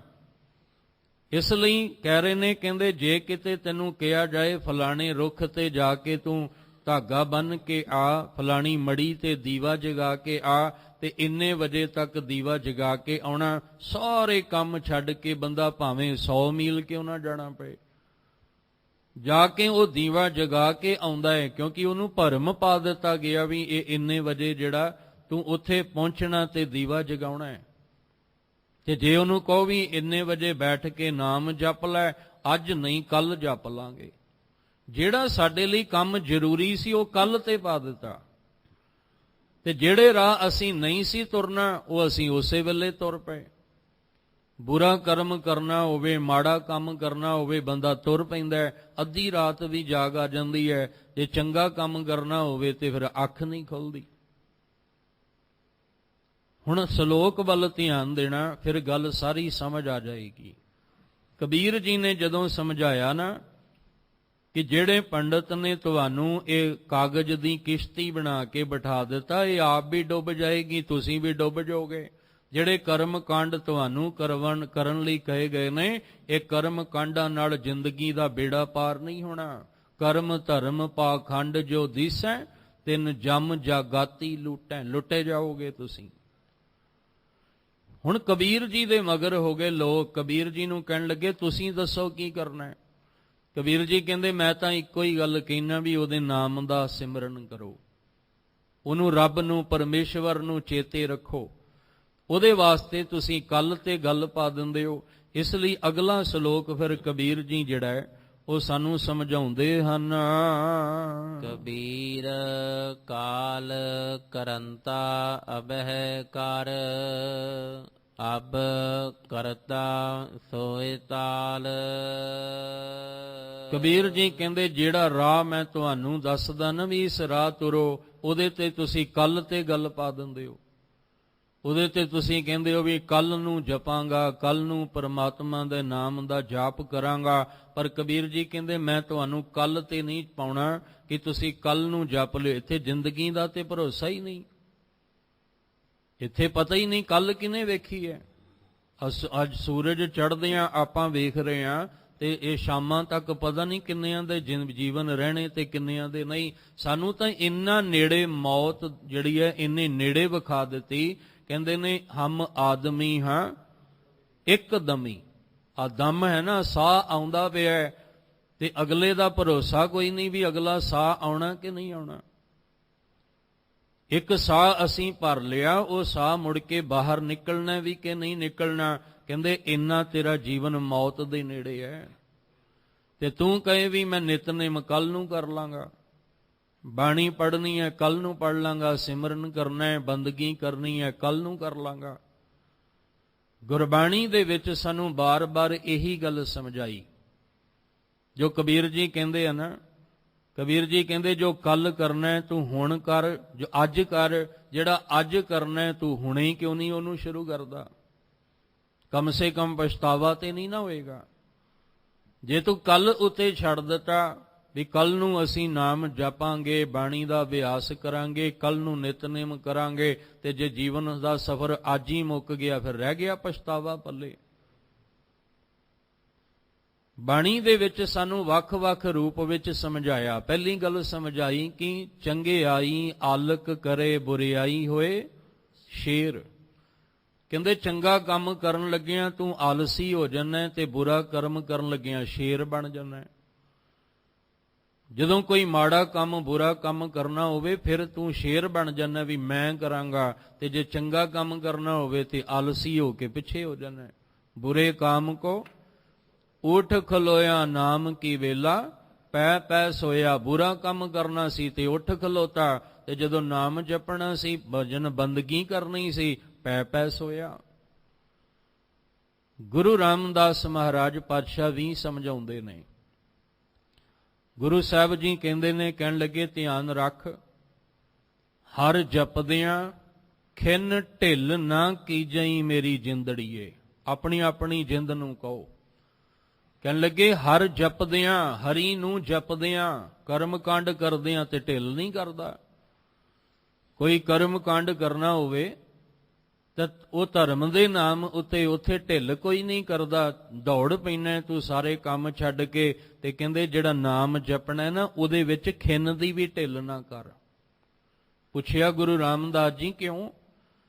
ਤੇ ਕਹਿੰਦੇ ਹਰ ਜਪਦਿਆਂ ਖਿੰਨ ਢਿੱਲ ਨਾ ਕੀਜਈ ਮੇਰੀ ਜਿੰਦੜੀਏ, ਮਤ ਕੇ ਜਾਪੈ ਸਾ ਆਵੈ ਕਿ ਨਾ ਆਵੈ ਰਾਮ। ਕਹਿੰਦੇ ਪਤਾ ਨਹੀਂ ਮੁੜ ਕੇ ਸਾਹ ਆਉਣਾ ਵੀ ਹੈ ਕਿ ਨਹੀਂ ਆਉਣਾ, ਅਗਲਾ ਸਾਹ ਤੈਨੂੰ ਜੀਣ ਵਾਸਤੇ ਮਿਲਣਾ ਵੀ ਕਿ ਨਹੀਂ ਮਿਲਣਾ। ਇਸ ਲਈ ਤੂੰ ਖਿੰਨ ਦੀ ਵੀ ਢਿੱਲ ਨਾ ਕਰ। ਹਰ ਵੇਲੇ ਤੂੰ ਅੰਦਰ ਪਰਮੇਸ਼ਵਰ ਦਾ ਨਾਮ ਜਪਦਾ ਰਿਹਾ ਕਰ, ਹਰ ਵੇਲੇ ਅੰਦਰ ਉਹਨੂੰ ਸਿਮਰਦਾ ਰਿਹਾ ਕਰ, ਹਰ ਵੇਲੇ ਉਹਨੂੰ ਚੇਤਾ ਕਰਦਾ ਰਿਹਾ ਕਰ।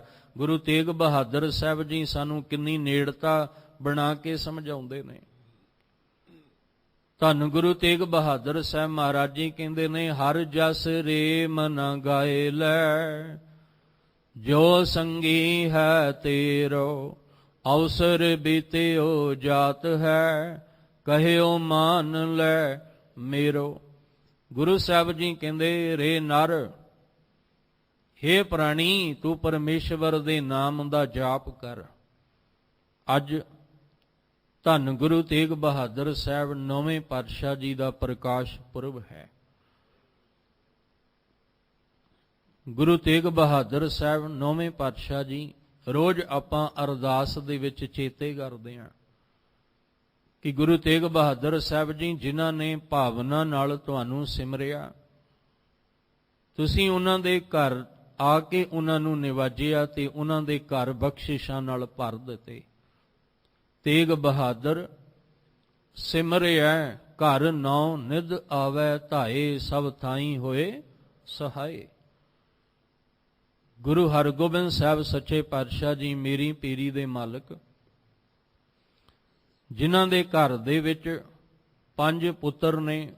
ਸਭ ਤੋਂ ਵੱਡੇ ਬਾਬਾ ਗੁਰਦਿੱਤਾ ਜੀ ਤੇ ਸਭ ਤੋਂ ਛੋਟੇ ਨੇ ਧੰਨ ਗੁਰੂ ਤੇਗ ਬਹਾਦਰ ਸਾਹਿਬ। ਅੰਮ੍ਰਿਤਸਰ ਸਾਹਿਬ ਦੇ ਵਿੱਚ ਮਾਤਾ ਨਾਨਕੀ ਜੀ ਦੇ ਕੁੱਖ ਨੂੰ ਭਾਗ ਲਾਉਂਦੇ ਨੇ। ਧੰਨ ਧੰਨ ਪਿਤਾ, ਧੰਨ ਧੰਨ ਕੁਲ, ਧੰਨ ਧੰਨ ਸੋ ਜਨਨੀ ਜਿਨੇ ਗੁਰੂ ਜਣਿਆ ਮਾਏ। 1621 ਵਿੱਚ ਗੁਰੂ ਸਾਹਿਬ ਜੀ ਦਾ ਪ੍ਰਕਾਸ਼ ਹੁੰਦਾ ਹੈ। ਔਰ ਬਚਪਨ ਤੋਂ ਹੀ ਗੁਰੂ ਤੇਗ ਬਹਾਦਰ ਸਾਹਿਬ ਮਹਾਰਾਜ ਜੀ ਤਿਆਗ ਵੈਰਾਗ ਦੀ ਮੂਰਤ ਨੇ।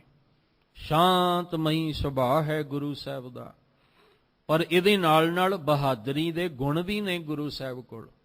ਕੱਲੇ ਤਿਆਗ ਤੇ ਵੈਰਾਗ ਦੀ ਮੂਰਤ ਨਹੀਂ, ਬਹਾਦਰੀ ਦੇ ਗੁਣ ਵੀ ਗੁਰੂ ਸਾਹਿਬ ਜੀ ਦੇ ਕੋਲ ਨੇ। ਕਿਉਂਕਿ ਏਡੇ ਵੱਡਾ ਸੂਰਮਾ ਬਹਾਦਰੀ ਵਾਲੇ ਗੁਣ ਰੱਖੇ ਨੇ, ਤਾਂ ਹੀ ਤਾਂ ਏਡੀ ਵੱਡੀ ਸ਼ਹਾਦਤ ਤੱਕ ਪਹੁੰਚੇ ਨੇ। ਬਚਪਨ ਦੇ ਵਿੱਚ ਹੀ ਵੈਰਾਗ ਤੇ ਤਿਆਗ ਇੰਨਾ ਜ਼ਿਆਦਾ। ਹੁਣ ਵੈਰਾਗ ਕਦੋਂ ਆਏਗਾ? ਜਦੋਂ ਸਾਡਾ ਸੰਸਾਰ ਨਾਲ ਨਹੀਂ, ਨਿਰੰਕਾਰ ਨਾਲ ਪਿਆਰ ਹੋਏਗਾ। ਮਹਾਰਾਜ ਜੀ ਕਹਿੰਦੇ ਜਦੋਂ ਤੇਰੇ ਅੰਦਰ ਨਿਰੰਕਾਰ ਦੇ ਪ੍ਰਤੀ ਪਿਆਰ ਬਣੇਗਾ, ਤਾਂ ਹੀ ਤਾਂ ਤੂੰ ਵੈਰਾਗ ਵਿੱਚ ਆ ਕੇ ਕਹੇਗਾ ਕਿ ਮਨ ਬੈਰਾਗ ਭਇਆ ਦਰਸ਼ਨ ਦੇਖਨੇ ਕਾ ਚਾਓ। ਜੇ ਤੇਰੇ ਅੰਦਰ ਪਿਆਰ ਹੀ ਨਹੀਂ, ਪ੍ਰੇਮ ਹੀ ਨਹੀਂ, ਤੇ ਪ੍ਰਭੂ ਨੂੰ ਮਿਲਣ ਦਾ ਵੈਰਾਗ ਤੇਰੇ ਅੰਦਰ ਪੈਦਾ ਹੀ ਨਹੀਂ ਹੋ ਸਕਦਾ।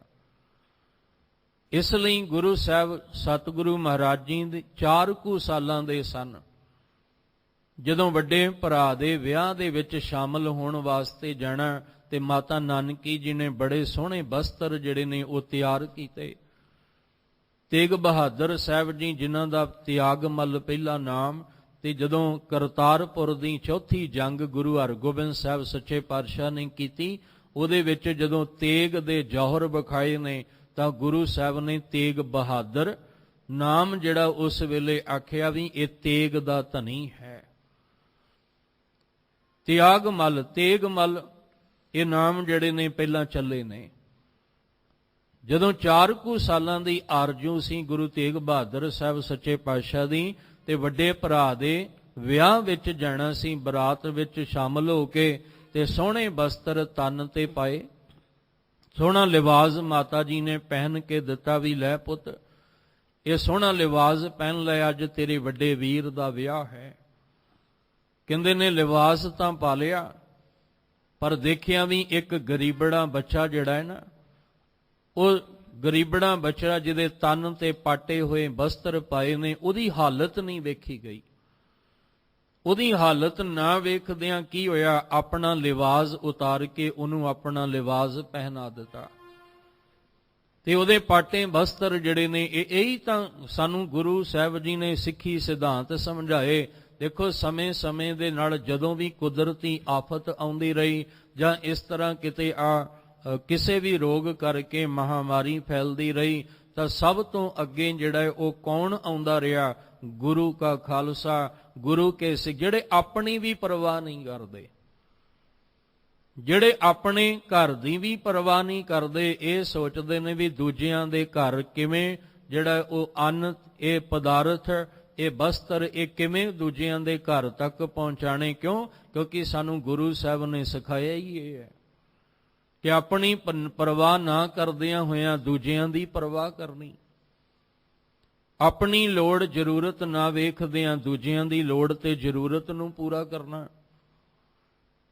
ਹੁਣ ਲਿਵਾਜ਼ ਉਤਾਰ ਕੇ ਉਸ ਗਰੀਬ ਬੱਚੇ ਨੂੰ ਪਹਿਨਾ ਦਿੱਤਾ। ਮਾਤਾ ਨਾਨਕੀ ਜੀ ਨੇ ਵੇਖਿਆ, ਕਹਿਣ ਲੱਗੇ ਗੁਰੂ ਹਰਗੋਬਿੰਦ ਸਾਹਿਬ ਜੀ ਨੂੰ, ਮੇਰੇ ਸਿਰ ਦੇ ਸਾਈਂ ਸਤਿਗੁਰੂ ਜੀ ਆ ਵੇਖੋ ਕਿ ਇਹਨੇ ਆਪਣਾ ਲਿਵਾਜ਼ ਜਿਹੜਾ ਉਤਾਰ ਕੇ ਕਿਸੇ ਦੂਜੇ ਨੂੰ ਪਹਿਨਾ ਦਿੱਤਾ, ਤੇ ਉਹਦਾ ਪਾਟਾ ਹੋਇਆ ਬਸਤਰ ਲਿਵਾਜ਼ ਆਪਣੇ ਤਨ ਤੇ ਧਾਰਨ ਕਰ ਲਿਆ।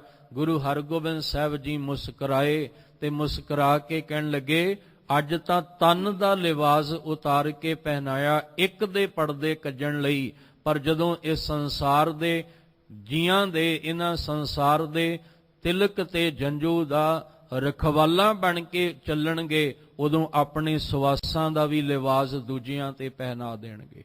ਭਾਵ ਅੱਜ ਤਨ ਦਾ ਲਿਵਾਜ਼ ਉਤਾਰਿਆ, ਤੇ ਕੱਲ ਨੂੰ ਸਵਾਸਾਂ ਦਾ ਵੀ ਇਹ ਜਿਹੜਾ ਲਿਵਾਜ਼ ਉਤਾਰ ਕੇ ਪਤਾ ਨਹੀਂ ਕਿੰਨਿਆਂ ਦੀ ਪੱਤ ਜਿਹੜੀ ਹੈ ਉਹ ਰੱਖਣਗੇ, ਕਿੰਨਿਆਂ ਦੇ ਪਰਦੇ ਕੱਜੇ ਜਾਣਗੇ, ਕਿੰਨਿਆਂ ਦੀ, ਕਿਉਂਕਿ ਗੁਰੂ ਹਰਗੋਬਿੰਦ ਸਾਹਿਬ ਨੇ ਨਾ ਇੱਕ ਰੁਮਾਲ ਤੇ ਇੱਕ ਕਟਾਰ ਜੋ ਵਿਦਵਾਨ ਮੰਨਦੇ ਨੇ ਕਿ ਦਿੱਤੀ ਸੀ, ਉਹ ਇੱਕ ਰੁਮਾਲ ਜਿਹੜਾ ਸੀ ਏਡੀ ਵੱਡੀ ਚਾਦਰ ਬਣ ਗਈ ਕਿ ਪਤਾ ਨਹੀਂ ਕਿੰਨਿਆਂ ਦੇ ਪਰਦੇ ਉਹਦੇ ਵਿੱਚ ਕੱਜੇ ਗਏ।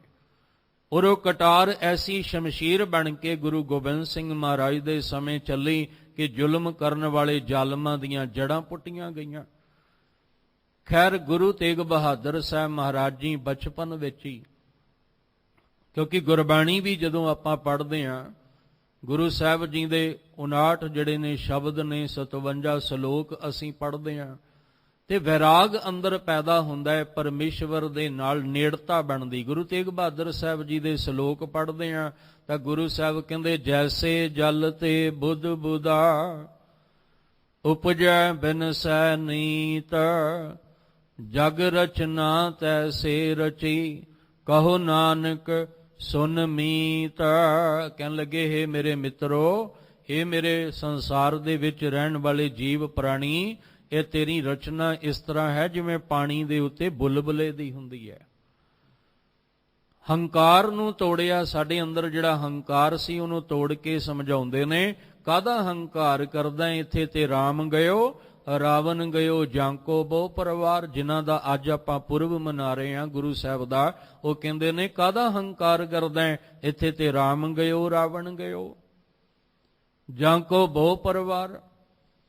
ਇਸ ਲਈ ਸਾਹਿਬ ਜੀ ਕਹਿੰਦੇ ਆ, ਧਿਆਨ ਰੱਖਿਓ, ਜੋ ਉਪਜਿਓ ਸੋ ਬਿਨਸ ਹੈ।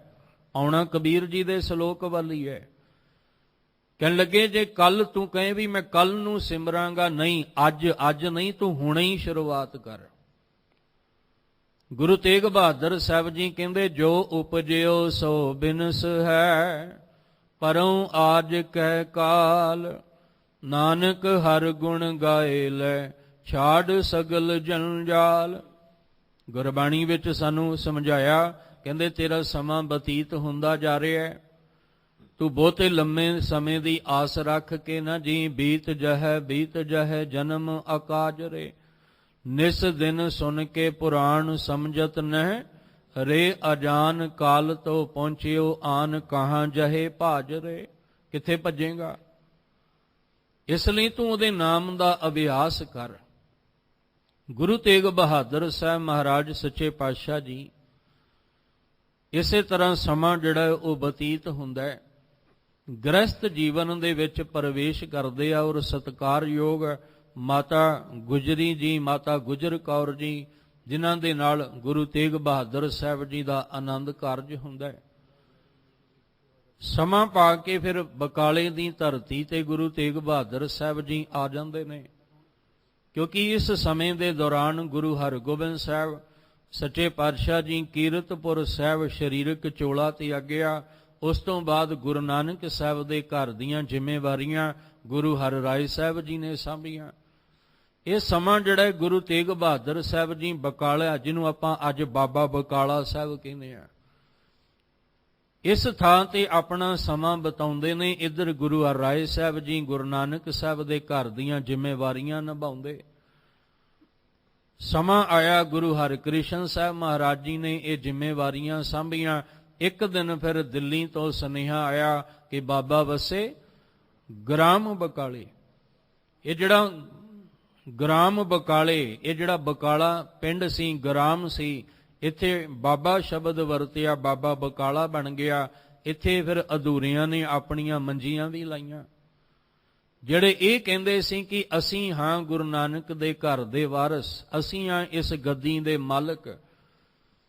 ਪਰ ਜਦੋਂ ਗੁਰੂ ਕਾ ਸਿੱਖ ਅੱਗੇ ਆਉਂਦਾ ਹੈ ਤੇ ਉਹ ਕਹਿੰਦਾ, ਨਹੀਂ, ਗੁਰੂ ਲਾਦੋ ਰੇ, ਗੁਰੂ ਲਾਦੋ, ਆ ਹੈ ਪੂਰਾ, ਬਾਕੀ ਸਾਰੇ ਹੀ ਅਧੂਰੇ ਨੇ। ਗੁਰੂ ਤੇਗ ਬਹਾਦਰ ਸਾਹਿਬ ਮਹਾਰਾਜ ਸੱਚੇ ਪਾਤਸ਼ਾਹ ਉਸ ਵੇਲੇ ਜੋ ਅੰਮ੍ਰਿਤਸਰ ਸਾਹਿਬ ਦਰਬਾਰ ਸਾਹਿਬ ਨੂੰ ਆਉਂਦੇ, ਪਰ ਜਿਹੜੇ ਉਸ ਵੇਲੇ ਦੇ ਪੁਜਾਰੀ ਨੇ ਉਹ ਗੁਰੂ ਤੇਗ ਬਹਾਦਰ ਸਾਹਿਬ ਜੀ ਵਾਸਤੇ ਦਰਵਾਜ਼ਾ ਜਿਹੜਾ ਉਹ ਬੰਦ ਕਰਦੇ ਨੇ। ਪਰ ਗੁਰੂ ਤੇਗ ਬਹਾਦਰ ਸਾਹਿਬ ਮਹਾਰਾਜ ਜੀ ਕੁਝ ਸਮਾਂ ਰੁਕ ਕੇ ਫਿਰ ਜਦੋਂ ਅੱਗੇ ਨੂੰ ਚੱਲਦੇ ਨੇ, ਸੰਗਤਾਂ ਨੇ ਬੇਨਤੀ ਕੀਤੀ, ਮਹਾਰਾਜ ਸਾਡੇ ਤੋਂ ਤੁਸੀਂ ਅਸੀਂ ਤੁਹਾਡੇ ਤੋਂ ਬੇਮੁਖ ਨਹੀਂ ਹੋਣਾ, ਤੁਸੀਂ ਸਾਡੇ ਤੋਂ ਮੁਖ ਫੇਰ ਕੇ ਨਾ ਜਾਓ। ਉਦੋਂ ਗੁਰੂ ਸਾਹਿਬ ਜੀ ਬਖਸ਼ਿਸ਼ਾਂ ਦਿੰਦੇ। ਫਿਰ ਆਨੰਦਪੁਰ ਸਾਹਿਬ ਜਿਹੜਾ ਪਹਿਲਾਂ ਮਾਖੋਵਾਲ, ਇੱਥੇ ਆ ਕੇ ਗੁਰੂ ਸਾਹਿਬ ਨੇ ਫਿਰ ਜ਼ਮੀਨ ਜਿਹੜੀ ਆ ਉਹ ਸਾਰੀ ਖਰੀਦੀ, ਮੁੱਲ ਦੇ ਕੇ ਖਰੀਦੀ। ਸਾਰੀ ਜ਼ਮੀਨ ਨੂੰ ਗੁਰੂ ਸਾਹਿਬ ਨੇ ਖਰੀਦ ਕੇ ਇਹਦਾ ਨਾਮ ਚੱਕ ਨਾਨਕੀ ਰੱਖਿਆ। ਚੱਕ ਨਾਨਕੀ ਰੱਖ ਕੇ ਇਹਦੀ ਉਸਾਰੀ ਗੁਰੂ ਤੇਗ ਬਹਾਦਰ ਸਾਹਿਬ ਮਹਾਰਾਜ ਜੀ ਨੇ ਕਰਵਾਈ। ਜਦੋਂ ਪਟਨਾ ਸਾਹਿਬ ਤੋਂ ਗੁਰੂ ਗੋਬਿੰਦ ਸਿੰਘ ਜੀ ਗੋਬਿੰਦ ਰਾਏ ਦੇ ਰੂਪ ਵਿੱਚ ਆਉਂਦੇ, ਉਦੋਂ ਇਹਦਾ ਨਾਮ ਫਿਰ ਚੱਕ ਨਾਨਕੀ ਤੋਂ ਆਨੰਦਪੁਰ ਸਾਹਿਬ ਪੈਂਦਾ। ਪਰ ਇੱਥੇ ਫਿਰ ਗੁਰੂ ਸਾਹਿਬ ਜੀ, ਜਿਵੇਂ ਗੁਰੂ ਗੋਬਿੰਦ ਸਿੰਘ ਮਹਾਰਾਜ ਨੇ ਕਿਹਾ ਕਿ ਮੁਰ ਪਿਤ ਪੂਰਵ ਕੀਸ ਪਿਆਨਾ, ਭਾਂਤ ਭਾਂਤ ਕੇ ਤੀਰਥ ਨਾਨਾ, ਕਿ ਜਦੋਂ ਪੂਰਬ ਵੱਲ ਨੂੰ ਸਿੱਖੀ ਦਾ ਪ੍ਰਚਾਰਕ ਦੌਰਾ ਜਿਹੜਾ ਗੁਰੂ ਤੇਗ ਬਹਾਦਰ ਸਾਹਿਬ ਨੇ ਕੀਤਾ, ਗੁਰਮਤ ਦਾ ਪ੍ਰਚਾਰ ਕਰਨ ਲਈ, ਵਹਿਮ ਭਰਮ ਕਰਮ ਕਾਂਡ ਕਾ ਦੂਰ ਕਰਨ ਲਈ, ਦੁਖੀਆਂ ਦੇ ਦੁੱਖ ਕੱਟਣ ਲਈ, ਰੋਗੀਆਂ ਦੇ ਰੋਗ ਕੱਟਣ ਵਾਸਤੇ ਗੁਰੂ ਤੇਗ ਬਹਾਦਰ ਸਾਹਿਬ ਜੀ ਜਦੋਂ ਪ੍ਰਚਾਰਕ ਦੌਰਾ ਕਰਦੇ ਨੇ, ਪੂਰਬ ਵੱਲ ਨੂੰ ਚਲਦੇ ਚਲਦੇ ਜਦੋਂ ਗੁਰੂ ਸਾਹਿਬ ਜੀ ਇਸ ਪਟਨਾ ਸਾਹਿਬ ਜਿਹਨੂੰ ਪਹਿਲਾਂ ਪਾਟਲੀ ਪੁੱਤਰ ਕਹਿੰਦੇ ਨੇ, ਜਿੱਥੇ ਧੰਨ ਗੁਰੂ ਨਾਨਕ ਸਾਹਿਬ ਮਹਾਰਾਜ ਜੀ ਦਾ ਵੀ ਜਿਹੜਾ ਉਹ ਆਉਣਾ ਹੋਇਆ, ਜਿੱਥੇ ਜਾਏ ਬਹੈ ਮੇਰਾ ਸਤਿਗੁਰੂ ਸੋ ਥਾਨ ਸੁਹਾਵਾ ਰਾਮ ਰਾਜੇ। ਇੱਥੇ ਫਿਰ ਗੁਰੂ ਸਾਹਿਬ ਜੀ ਪਰਿਵਾਰ ਨੂੰ ਛੱਡ ਕੇ ਅਸਾਮ ਤੇ ਬੰਗਾਲ ਵੱਲ ਨੂੰ ਚੱਲਦੇ ਨੇ। ਉੱਥੇ ਜੋ ਨਫ਼ਰਤ ਪੈਦਾ ਹੋਈ ਸੀ ਦੋ ਰਾਜਿਆਂ ਦੇ ਵਿੱਚ, ਉਸ ਨਫ਼ਰਤ ਨੂੰ ਮਿਟਾ ਕੇ ਇੱਕ ਰਾਹ ਦੋਵਾਂ ਨੂੰ ਵਿਖਾਇਆ ਕਿ ਮੇਰੀ ਛੱਡ ਦਿਓ, ਆ ਮੇਰੀ ਰਿਆਸਤ ਹੈ, ਇਹ ਮੇਰੀ ਰਿਆਸਤ ਹੈ, ਮੈਂ ਇਹਦੇ ਤੇ ਆਪਣਾ ਕਬਜ਼ਾ ਕਰਨਾ, ਮੈਂ ਇਹਦੇ ਤੇ। ਸਾਹਿਬ ਨੇ ਅੰਦਰੋਂ ਮੇਰੀ ਨੂੰ ਮਿਟਾ ਦਿੱਤਾ। ਦੋਵਾਂ ਰਾਜਿਆਂ ਦੀ ਉੱਥੇ ਸੰਧੀ ਕਰਵਾਉਂਦੇ ਨੇ। ਖਬਰ ਆਉਂਦੀ ਹੈ ਕਿ ਪਟਨਾ ਜਿਹੜਾ ਸ਼ਹਿਰ ਹੈ, ਇਹਦੇ ਵਿੱਚ ਪਰਿਵਾਰ ਦੇ ਅੰਦਰ ਇੱਕ ਮਾਲਕ ਦੀ ਉਸ ਰਹਿਮਤ ਵਰਤੀ, ਗੁੱਜੀ ਛੰਨੀ ਨਾਹੀ ਬਾਤ, ਗੁਰੂ ਨਾਨਕ ਤੁਠਾ ਕੀਨੀ ਦਾਤ, ਪੁੱਤਰ ਦੀ ਦਾਤ ਬਖਸ਼ੀ ਹੈ। ਉਹ ਕੌਣ ਹੈ? ਵੈ ਪ੍ਰਗਟਿਓ ਮਰਦ ਅਗੰਬੜਾ। ਉਹ ਮਰਦ ਅਗੰਬੜਾ ਪ੍ਰਗਟ ਹੋਇਆ, ਜਿਹਨੂੰ ਆਪਾਂ ਗੁਰੂ ਗੋਬਿੰਦ ਸਿੰਘ ਮਹਾਰਾਜ ਜੀ ਕਹਿੰਦੇ ਹਾਂ। ਤੇ ਉਸ ਵੇਲੇ ਅਸਾਮ ਬੰਗਾਲ ਦੇ ਵਿੱਚ ਸਤਿਗੁਰੂ ਮਹਾਰਾਜ ਜੋ ਸਿੱਖੀ ਦਾ ਪ੍ਰਚਾਰ ਕਰਦੇ ਨੇ, ਉਹਨਾਂ ਨੇ ਬਕਾਇਦਾ ਲਿਖਿਆ ਵੀ ਗੋਬਿੰਦ ਰਾਏ ਜਿਹੜਾ ਉਹ ਨਾਮ ਰੱਖਣਾ, ਤੇ ਪਰਿਵਾਰ ਦੀ ਸੇਵਾ ਜਿਹੜੀ ਹੈ ਉਹ ਦਿਲੋਂ ਕਰਨੀ, ਭਾਵਨਾ ਨਾਲ। ਪਟਨੇ ਵਾਸੀਆਂ ਨੂੰ ਬੜੀਆਂ ਖੁਸ਼ੀਆਂ ਗੁਰੂ ਸਾਹਿਬ ਨੇ ਵੰਡੀਆਂ। ਸਮਾਂ ਪਾ ਕੇ ਗੁਰੂ ਸਾਹਿਬ, ਦੇਖੋ 1621 ਦੇ ਵਿੱਚ ਗੁਰੂ ਸਾਹਿਬ ਦਾ ਪ੍ਰਕਾਸ਼ ਹੁੰਦਾ ਹੈ, ਤੇ 1632-33 ਦੇ ਆਸ-ਪਾਸ ਜਾ ਕੇ ਗੁਰੂ ਸਾਹਿਬ ਦਾ ਆਨੰਦ ਕਾਰਜ ਹੁੰਦਾ ਹੈ, ਤੇ 1666 ਵਿੱਚ ਜਾ ਕੇ ਗੁਰੂ ਗੋਬਿੰਦ ਸਿੰਘ ਮਹਾਰਾਜ ਜੀ ਦਾ ਪ੍ਰਕਾਸ਼ ਹੁੰਦਾ ਹੈ। ਤੇ ਸਮੇਂ ਦੇਖ ਲਓ ਕਿੰਨਾ ਸਮਾਂ ਹੈ, ਤਕਰੀਬਨ 32-33 ਸਾਲ ਦਾ ਸਮਾਂ ਹੈ। ਤੇ ਕਿੰਨਾ ਅੰਦਰ ਧੀਰਜ ਹੋਏਗਾ। ਮਾਤਾ ਨਾਨਕੀ ਜੀ ਦੇ ਵਿੱਚ ਕਿੰਨਾ ਧੀਰਜ ਹੈ, ਮਾਤਾ ਗੁਜਰ ਕੌਰ ਜੀ ਵਿੱਚ ਕਿੰਨਾ ਧੀਰਜ ਹੈ, ਗੁਰੂ ਤੇਗ ਬਹਾਦਰ ਸਾਹਿਬ ਜੀ ਦੇ ਅੰਦਰ ਕਿੱਡਾ ਧੀਰਜ ਹੈ। ਅਸੀਂ ਸੰਸਾਰ ਦਾ ਮਾਹੌਲ ਵੇਖਦੇ ਹੀ ਹਾਂ ਕਿ ਜਦੋਂ ਕਿਤੇ ਘਰ ਦੇ ਵਿੱਚ ਬੱਚਾ ਵਿਆਹਿਆ ਜਾਏ, ਸਾਲ 2 ਸਾਲ 4 5 ਸਾਲ ਨਿਕਲ ਜਾਣ, ਤੇ ਲੋਕ ਕਿੰਨੀਆਂ ਘਰਾਂ 'ਚ ਗੱਲਾਂ ਕਰਦੇ ਨੇ, ਕਿੰਨੇ ਵਹਿਮ ਭਰਮ ਤੇ ਕਰਮ ਕਾਂਡ ਦਾ ਸ਼ਿਕਾਰ। ਜਿਵੇਂ ਕਬੀਰ ਜੀ ਦਾ ਆਪਾਂ ਬਚਨ ਪਿਛਲੇ ਸਮੇਂ 'ਚ ਪੜ੍ਹ ਕੇ ਆਏ ਕਿ ਕਬੀਰ ਹਰਿ ਕਾ ਸਿਮਰਨ ਛਾੜ ਕੇ ਰਾਤ ਜਗਾਵਨ ਜਾਏ। ਕਿਸੇ ਨੇ ਆਖਿਆ ਵੀ ਜੇ ਤੈਨੂੰ ਔਲਾਦ ਚਾਹੀਦੀ ਹੈ, ਪੁੱਤਰ ਦੀ ਦਾਤ ਚਾਹੀਦੀ ਹੈ, ਤੂੰ ਇਦਾਂ ਕਰ, ਰਾਤ ਨੂੰ ਉੱਠ ਕੇ ਜਾਈਂ ਤੇ ਕਿਸੇ ਮੜੀ ਤੇ ਦੀਵਾ ਜਗਾ ਕੇ ਆਈ, ਜਾਂ ਫਿਰ ਤੂੰ ਕਿਸੇ ਦਾ ਵਰਤ ਜਿਹੜਾ ਉਹ ਰੱਖ ਲਈ, ਤੇਰੀ ਮਨੋਕਾਮਨਾ ਪੂਰੀ ਹੋ ਜਾਏ। ਉਹ ਆਪਾਂ ਸ਼ਲੋਕ ਵਿਚਾਰ ਕੇ ਆਏ ਆ। ਕਬੀਰ ਹਰਿ ਕਾ ਸਿਮਰਨ ਛੱਡ ਕੇ ਆਹੋਈ ਰੱਖੈ ਨਾਰ। ਕਹਿਣ ਲੱਗੇ ਕੀ ਹੋਇਆ, ਜੇ ਤੂੰ ਰਾਤ ਦੀਵਾ ਜਗਾਇਆ ਤੇ ਆਪਣੇ ਘਰ ਔਲਾਦ ਦੀ ਪ੍ਰਾਪਤੀ ਵਾਸਤੇ ਕਿਸੇ ਦੂਜੇ ਦੀ ਔਲਾਦ ਦੀ ਬਲੀ ਚਾੜ ਦਿੱਤੀ, ਤਾਂ ਉਸ ਰੱਬ ਨੇ ਫਿਰ ਤੇਰੇ ਕਰਮ ਦਾ ਫਲ ਤੈਨੂੰ ਪਤਾ ਕੀ ਦੇਣਾ ਹੈ? ਤੇਰੀ ਸੁਰਤ ਨਾਗਣੀ ਵਰਗੀ ਹੋ ਜਾਣੀ ਹੈ, ਸੱਪਣੀ ਵਰਗੀ, ਜਿਹੜੀ ਆਪਣੇ ਬੱਚਿਆਂ ਨੂੰ ਆਪ ਹੀ ਖਾ ਜਾਂਦੀ ਹੈ। ਜੇ ਤੂੰ ਉਹਦੇ ਨਾਮ ਦਾ ਸਿਮਰਨ ਛੱਡ ਕੇ, ਉਹਦੇ ਤੇ ਭਰੋਸਾ ਛੱਡ ਕੇ ਜੇ ਤੂੰ ਆ ਵਰਤ ਰੱਖਣੇ ਸ਼ੁਰੂ ਕਰ ਦਿੱਤੇ ਤਾਂ ਕੀ ਹੋਏਗਾ? ਜਿਹਦੇ ਨਾਮ ਦਾ ਵਰਤ ਰੱਖਿਆ ਉਹਦੀ ਸਵਾਰੀ ਕੀ ਸੀ? ਗਧੀ ਦੀ। ਤੇ ਆ ਹੋ ਸਕਦਾ ਤੇਰੀ ਸੁਰਤੀ ਉਹ ਜਿਹੜੀ ਆ ਗਧੀ ਵਾਲੀ ਹੋ ਜਾਏ ਤੇ ਤੈਨੂੰ ਸਵਾ ਮਣ ਦਾ ਭਾਰ ਸਹਿਣਾ ਪੈ ਜਾਏ।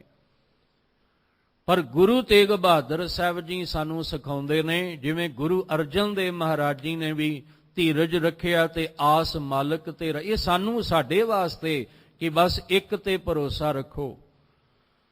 ਜਿਹਨੇ ਪੈਦਾ ਕੀਤਾ ਹੈ ਦਾਤਾਂ ਵੀ ਉਹਨੇ ਦੇਣੀਆਂ। ਦਾਤਾ ਇੱਕ ਹੈ, ਦਾਤੇ ਦੁਨੀਆ ਵਿੱਚ ਬਹੁਤ ਨਹੀਂ। ਦੱਦਾ ਦਾਤਾ ਏਕ ਹੈ, ਸਭ ਕੋ ਦੇਵਨਹਾਰ। ਦਿੰਦੇ ਟੋਟ ਨ ਆਵਈ, ਅਗਨਤ ਭਰੇ ਭੰਡਾਰ। ਦਾਤਾ ਇੱਕ ਹੈ ਤੇ ਫਿਰ ਅਸੀਂ ਦੁਨੀਆ ਵਿੱਚ ਦਾਤੇ ਵੱਖਰੇ ਵੱਖਰੇ ਬਣਾ ਲਏ। ਇਹ ਸਾਡਾ ਵਹਿਮ ਹੈ, ਸਾਡਾ ਭਰਮ ਹੈ। ਇੰਨੇ 32-33 ਸਾਲ ਦਾ ਸਮਾਂ ਬੀਤਿਆ ਪਰ ਕਦੇ ਵੀ ਉਹ ਰੋਸ ਨਹੀਂ, ਕਦੇ ਉਹ ਲਾਂਭਾ ਨਹੀਂ। ਔਰ ਜਦੋਂ ਗੁਰੂ ਤੇਗ ਬਹਾਦਰ ਸਾਹਿਬ ਜੀ ਦੇ ਇਤਿਹਾਸ ਵਿੱਚ ਮਾਤਾ ਨਾਨਕੀ ਜੀ ਤੇ ਮਾਤਾ ਗੁਜਰੀ ਜੀ ਦਾ ਇਤਿਹਾਸ ਦਾ ਜ਼ਿਕਰ ਹੁੰਦਾ ਹੈ ਤੇ ਦੁਨੀਆ ਨੂੰ ਇੱਕ ਸੇਧ ਮਿਲਦੀ ਹੈ ਕਿ ਸੱਸ ਔਰ ਨੂੰਹ ਦਾ ਰਿਸ਼ਤਾ ਆਪਸ ਵਿੱਚ ਪਿਆਰ ਕਿੱਦਾਂ ਦਾ ਹੋਣਾ ਚਾਹੀਦਾ ਹੈ।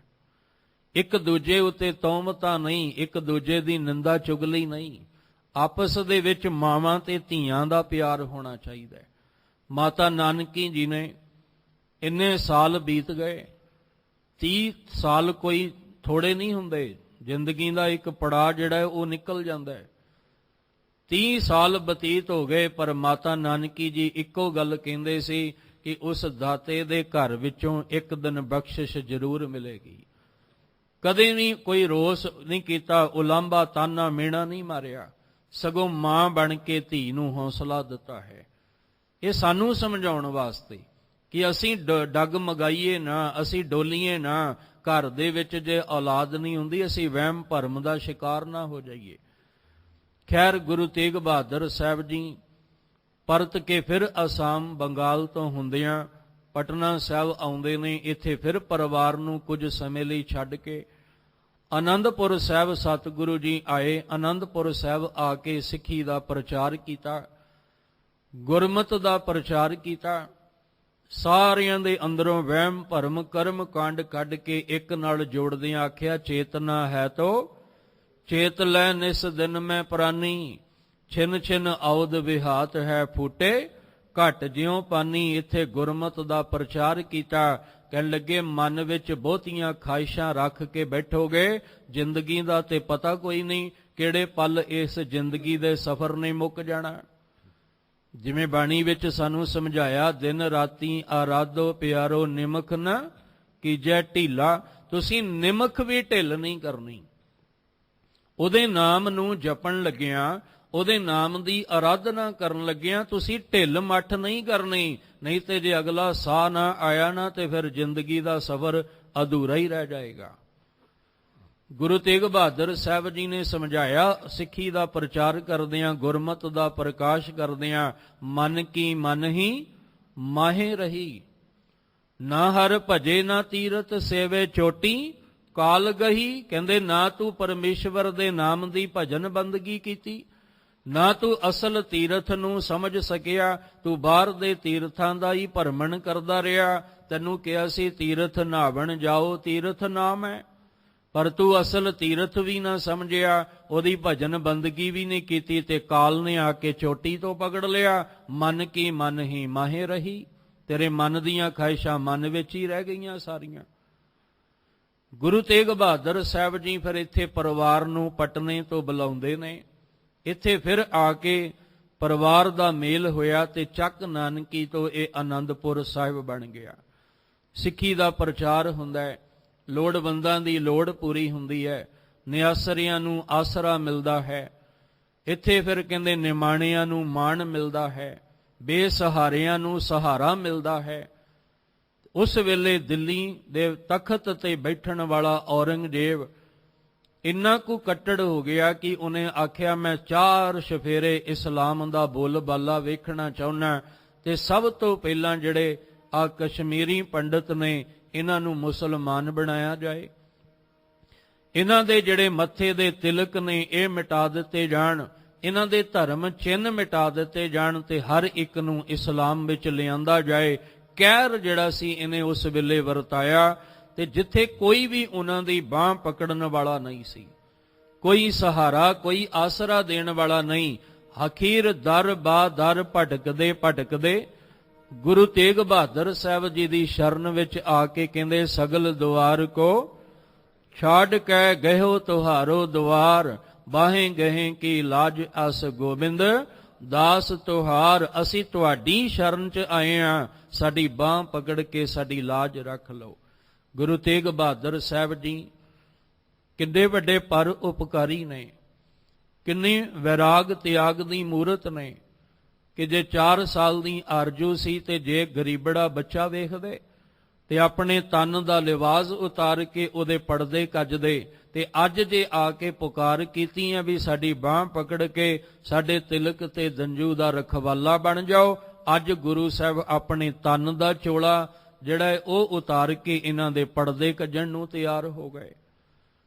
ਫਿਰ ਸਤਿਗੁਰੂ ਮਹਾਰਾਜ ਨੇ ਇਹਨਾਂ ਦੀ ਬਾਹ ਪਕੜ ਕੇ, ਜਿਨ੍ਹਾਂ ਦੀ ਅਗਵਾਈ ਭਾਈ ਕਿਰਪਾ ਰਾਮ ਜੀ ਕਰਦੇ ਸਨ, ਇਹਨਾਂ ਨੂੰ ਹੌਸਲਾ ਦਿੱਤਾ, ਧੀਰਜ ਦਿੱਤਾ। ਸਤਿਗੁਰੂ ਮਹਾਰਾਜ ਜੀ ਫਿਰ ਦਿੱਲੀ ਵੱਲ ਨੂੰ ਤੁਰ ਕੇ ਸ਼ਹਾਦਤ ਦਾ ਜਾਮ ਪੀਂਦੇ ਨੇ। ਐਸੇ ਦੀਨ ਦਿਆਲ ਸਮਰੱਥ ਗੁਰੂ ਤੇਗ ਬਹਾਦਰ ਸਾਹਿਬ, ਸਤਿਗੁਰੂ ਜੀ ਬਾਣੀ ਵਿੱਚ ਸਾਨੂੰ ਸਮਝਾ ਰਹੇ ਨੇ ਕਿ ਤੂੰ ਮਨ ਵਿੱਚ ਬਹੁਤੀਆਂ ਲੰਬੀਆਂ ਖਾਹਿਸ਼ਾਂ ਜਿਹੜੀਆਂ ਉਹ ਨਾ ਰੱਖ, ਤੂੰ ਇਹ ਚੇਤੇ ਰੱਖ ਕਿ ਮੈਂ ਉਹਦੇ ਨਾਮ ਦਾ ਸਿਮਰਨ ਕਰਕੇ ਆਪਣੇ ਜੀਵਨ ਨੂੰ ਸਫਲ ਕਰਨਾ, ਕਿਉਂਕਿ ਪਤਾ ਨਹੀਂ ਅਗਲਾ ਸਾਹ ਆਉਣਾ ਵੀ ਹੈ ਕਿ ਨਹੀਂ ਆਉਣਾ।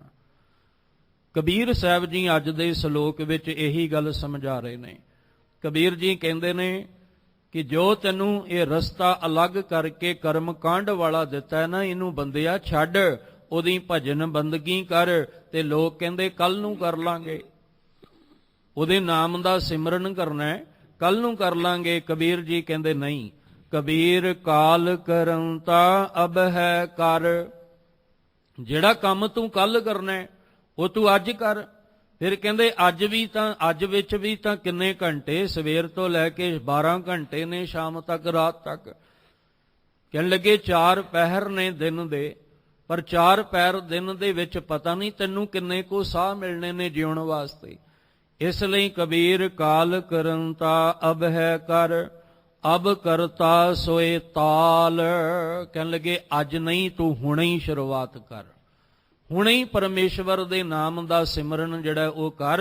ਹਰ ਜਪਦਿਆਂ ਖਿੰਨ ਢਿੱਲ ਨਾ ਕੀਜਈ ਮੇਰੀ ਜਿੰਦੜੀਏ, ਮਤ ਕੇ ਜਾਪੈ ਸਾਹ ਆਵੇ ਕਿ ਨਾ ਆਵੇ। ਕਬੀਰ ਜੀ ਕਹਿੰਦੇ ਜਿਹੜਾ ਕੱਲ ਜਪਣਾ ਉਹ ਅੱਜ ਜਪ, ਜਿਹੜਾ ਅੱਜ ਜਪਣਾ ਤੂੰ ਹੁਣੇ ਹੀ ਉਸ ਦੇ ਨਾਮ ਨੂੰ ਜਪਣਾ ਸ਼ੁਰੂ ਕਰ।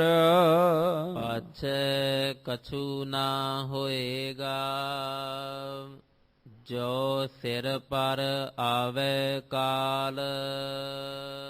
ਕਬੀਰ ਜੀ ਕਹਿੰਦੇ ਨੇ ਪਾਛੈ ਕਛੂ ਨਾ ਹੋਏਗਾ। ਜੇ ਤੂੰ ਕੱਲ ਤੇ ਛੱਡ ਦਿੱਤਾ ਵੀ ਕੱਲ ਨੂੰ ਜਪਾਂਗੇ, ਕੱਲ ਨੂੰ ਸਿਮਰਾਂਗੇ, ਕੱਲ ਨੂੰ ਨਾਮ ਦਾ ਅਭਿਆਸ ਕਰਾਂਗੇ, ਕਹਿੰਦੇ ਫਿਰ ਪਿੱਛੋਂ ਕੁਝ ਨਹੀਂ ਹੋ ਸਕਦਾ। ਜੋ ਦਾ ਅਰਥ ਹੈ ਜਦੋਂ। ਸਿਰ ਪਰ ਆਵੇ ਕਾਲ, ਜਦੋਂ ਤੇਰੇ ਸਿਰ ਉੱਤੇ ਆ ਕੇ ਮੌਤ ਦਾ ਜਿਹੜਾ ਕਾਲ ਹੈ, ਮੌਤ ਹੈ, ਜਦੋਂ ਉਹਨੇ ਤੇਰੇ ਸਿਰ ਤੋਂ ਆ ਕੇ ਤੈਨੂੰ ਪਕੜ ਲਿਆ, ਫਿਰ ਤੇਰੇ ਕੋਲੋਂ ਜਪਿਆ ਨਹੀਂ ਜਾਣਾ, ਫਿਰ ਤੇਰੇ ਕੋਲੋਂ ਸਿਮਰਿਆ ਨਹੀਂ ਜਾਣਾ, ਫਿਰ ਤੈਨੂੰ ਉਸ ਮਾਲਕ ਨੂੰ ਚੇਤੇ ਕਰਨਾ ਔਖਾ ਹੋ ਜਾਏਗਾ। ਤੇ ਫਿਰ ਕੀ ਹੋਏਗਾ? ਫਿਰ ਪਛਤਾਵਾ ਹੀ ਤੇਰੇ ਪੱਲੇ ਰਹਿ ਜਾਏਗਾ। ਇਹੀ ਗੱਲ ਬਾਣੀ ਵਿੱਚ ਸਮਝਾਈ ਕਿ ਸਮਾਂ ਬਤੀਤ ਹੁੰਦਾ ਜਾ ਰਿਹਾ, ਜੇ ਹੁਣ ਨਹੀਂ ਜਪੋਗੇ ਤੇ ਕਦੋਂ ਜਪੋਗੇ? ਜੇ ਹੁਣ ਨਹੀਂ ਉਹਨੂੰ ਆਪਾਂ ਨਾਮ ਜਪਾਂਗੇ ਤੇ ਫਿਰ ਕਦੋਂ ਅਸੀਂ ਜਪਾਂਗੇ? ਬੀਤ ਜਾਹੇ ਜਨਮ ਆਕਾਜ ਰੇ, ਨਿਸ ਦਿਨ ਸੁਣ ਕੇ ਪੁਰਾਣ ਸਮਝਤ ਨਹਿ ਰੇ, ਅਜਾਨ ਕਾਲ ਤੋਂ ਪਹੁੰਚਿਓ ਆਨ। ਜਦੋਂ ਕਾਲ ਆ ਕੇ ਪਹੁੰਚ ਗਿਆ ਨਾ, ਮੌਤ ਦਾ ਸੁਨੇਹਾ ਆ ਗਿਆ, ਕਹਾਂ ਜਹੇ ਭਾਜਰੇ, ਕਿੱਥੇ ਭੱਜੇਗਾ? ਉਹਨੇ ਤਾਂ ਇੱਕ ਸਾਹ ਵੀ ਨਹੀਂ ਦੇਣਾ ਤੈਨੂੰ ਭੱਜਣ ਵਾਸਤੇ। ਇੱਕ ਖਿੰਨ ਜਿੰਨਾ ਵੀ, ਅੱਖ ਝਮਕਣ ਜਿੰਨਾ ਵੀ ਤੈਨੂੰ ਸਮਾਂ ਛੂਟ ਨਹੀਂ ਮਿਲਣੀ। ਇਸ ਲਈ ਫਿਰ ਪਾਛੈ ਪਛਤਾਏਗਾ ਤੂੰ। ਜਿਵੇਂ ਕਬੀਰ ਜੀ ਕਹਿੰਦੇ, ਕਬੀਰ ਲੂਟਣਾ ਹੈ ਤਾਂ ਲੂਟ ਲੈ, ਰਾਮ ਨਾਮ ਹੈ ਲੂਟ, ਫਿਰ ਪਾਛੇ ਪਛਤਾਓਗੇ, ਪ੍ਰਾਣ ਜਾਹੇਂਗੇ ਛੂਟ। ਇਸ ਲਈ ਕਬੀਰ ਜੀ ਨੇ ਜੋ ਸ਼ਲੋਕ ਰਾਹੀਂ ਸਾਨੂੰ ਸਮਝਾਉਣ ਦਾ ਯਤਨ ਕੀਤਾ, ਉਹਨੂੰ ਆਪਾਂ ਸਮਝ ਕੇ ਹਰ ਸਾਹ ਵਿੱਚ ਉਹਨੂੰ ਸਿਮਰਨ ਦਾ ਯਤਨ ਕਰੀਏ, ਅਰਦਾਸ ਕਰੀਏ। ਵਿਸਰ ਨਾਹੀ ਦਾਤਾਰ, ਆਪਣਾ ਨਾਮ ਦੇਹੋ, ਗੁਣ ਗਾਵਾਂ ਦਿਨ ਰਾਤ, ਨਾਨਕ ਚਾਓ ਇਹੋ ਅਰਦਾਸ ਕਰੀਏ, ਦਮ ਦਮ ਸਦਾ ਸੰਭਾਲਦਾ, ਦਮ ਨਾ ਬਿਰਥਾ ਜਾਏ। ਜਿੱਥੇ ਕਬੀਰ ਸਾਹਿਬ ਜੀ ਦੇ ਪਾਵਨ ਸ਼ਲੋਕ ਦੀ ਵਿਚਾਰ ਆਪ ਜੀ ਨੇ ਸਰਵਨ ਕੀਤੀ, ਉੱਥੇ ਧੰਨ ਗੁਰੂ ਤੇਗ ਬਹਾਦਰ ਸਾਹਿਬ 9ਵੇਂ ਪਾਤਸ਼ਾਹ ਜੀ ਦਾ ਜੋ ਅੱਜ ਪ੍ਰਕਾਸ਼ ਪੁਰਬ ਹੈ, ਆਪ ਸਮੁੱਚੀ ਸੰਗਤ ਨੂੰ ਗੁਰਦੁਆਰਾ ਦੂਖ ਨਿਵਾਰਨ ਸਾਹਿਬ ਵੱਲੋਂ ਸਤਿਗੁਰੂ ਜੀ ਦੇ ਪ੍ਰਕਾਸ਼ ਪੁਰਬ ਦੀਆਂ ਬਹੁਤ ਬਹੁਤ ਵਧਾਈਆਂ। ਸਤਿਗੁਰੂ ਚੜ੍ਹਦੀ ਕਲਾ ਬਖਸ਼ਣ। ਤੇਗ ਬਹਾਦਰ ਸਿਮਰਿਐ ਘਰ ਨੌ ਨਿਧ ਆਵੈ ਧਾਏ, ਸਭ ਥਾਈ ਹੋਏ ਸਹਾਏ।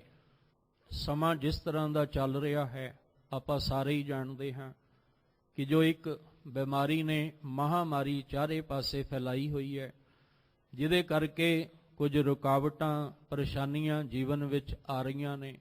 ਗੁਰੂ ਘਰ ਦੇ ਵਿੱਚ ਆਪਾਂ ਬਹੁਤਾਤ ਵਿੱਚ ਇਕੱਤਰ ਨਹੀਂ ਹੋ ਸਕਦੇ। ਜਿਨ੍ਹਾਂ ਜਿਹੜੀ ਤੇ ਨੇੜਤਾ ਵਾਲੇ ਨੇ ਉਹ ਤਾਂ ਚਲੋ ਗੁਰੂ ਚਰਨਾਂ ਵਿੱਚ ਵਿਰਲੇ ਵਿਰਲੇ ਪਹੁੰਚ ਜਾਂਦੇ, ਪਰ ਬਹੁਤਾਤ ਵਿੱਚ ਜਿਹੜੇ ਨੇ ਉਹ ਗੁਰੂ ਘਰ ਵਿੱਚੋਂ ਗੁਰਬਾਣੀ ਦਾ ਲਾਹਾ, ਕੀਰਤਨ ਦਾ ਹੋਵੇ, ਕਥਾ ਦਾ ਹੋਵੇ, ਭਾਵੇਂ ਉਹ ਰੋਜ਼ ਜਿਹੜਾ ਸਿਮਰਨ ਸਵੇਰੇ ਸ਼ਾਮ ਚੱਲ ਰਿਹਾ ਹੈ ਇਸ ਅਸਥਾਨ ਤੋਂ, ਉਹਦਾ ਲਾਹਾ ਘਰਾਂ ਵਿੱਚ ਇਸ ਮੀਡੀਆ ਰਾਹੀਂ ਬੈਠ ਕੇ ਲੈ ਰਹੇ ਨੇ। ਅੱਜ ਗੁਰੂ ਸਾਹਿਬ ਜੀ ਦਾ ਪੁਰਬ ਹੈ ਤੇ ਆਉਣ ਵਾਲੇ ਸਮੇਂ ਦੇ ਵਿੱਚ ਵਿਸਾਖੀ ਦਾ ਪੁਰਬ ਹੈ। ਇਹ ਪੁਰਬ ਆਉਣੇ ਨੇ ਤੇ ਜਿੰਨਾ ਚਿਰ ਇਹਦੇ ਤੋਂ ਛੁਟਕਾਰਾ ਨਹੀਂ ਹੁੰਦਾ, ਇਸ ਰੋਗ, ਇਸ ਮਹਾਮਾਰੀ ਤੋਂ, ਅਸੀਂ ਯਤਨ ਕਰੀਏ। ਅਰਦਾਸ ਵੈਸੇ ਤਾਂ ਦਿਨ ਰਾਤ ਹੀ ਅਰਦਾਸ ਹੋ ਰਹੀ ਹੈ ਕਿ ਸਭੇ ਜੀ ਸੰਭਾਲ ਆਪਣੀ ਮਿਹਰ ਕਰ। ਇਹ ਦਾਤਾ ਜੀ ਆਪਣੀ ਮਿਹਰ ਕਰੋ, ਸਾਰੇ ਜੀਆਂ ਦੀ ਸੰਭਾਲ ਕਰ ਲਓ।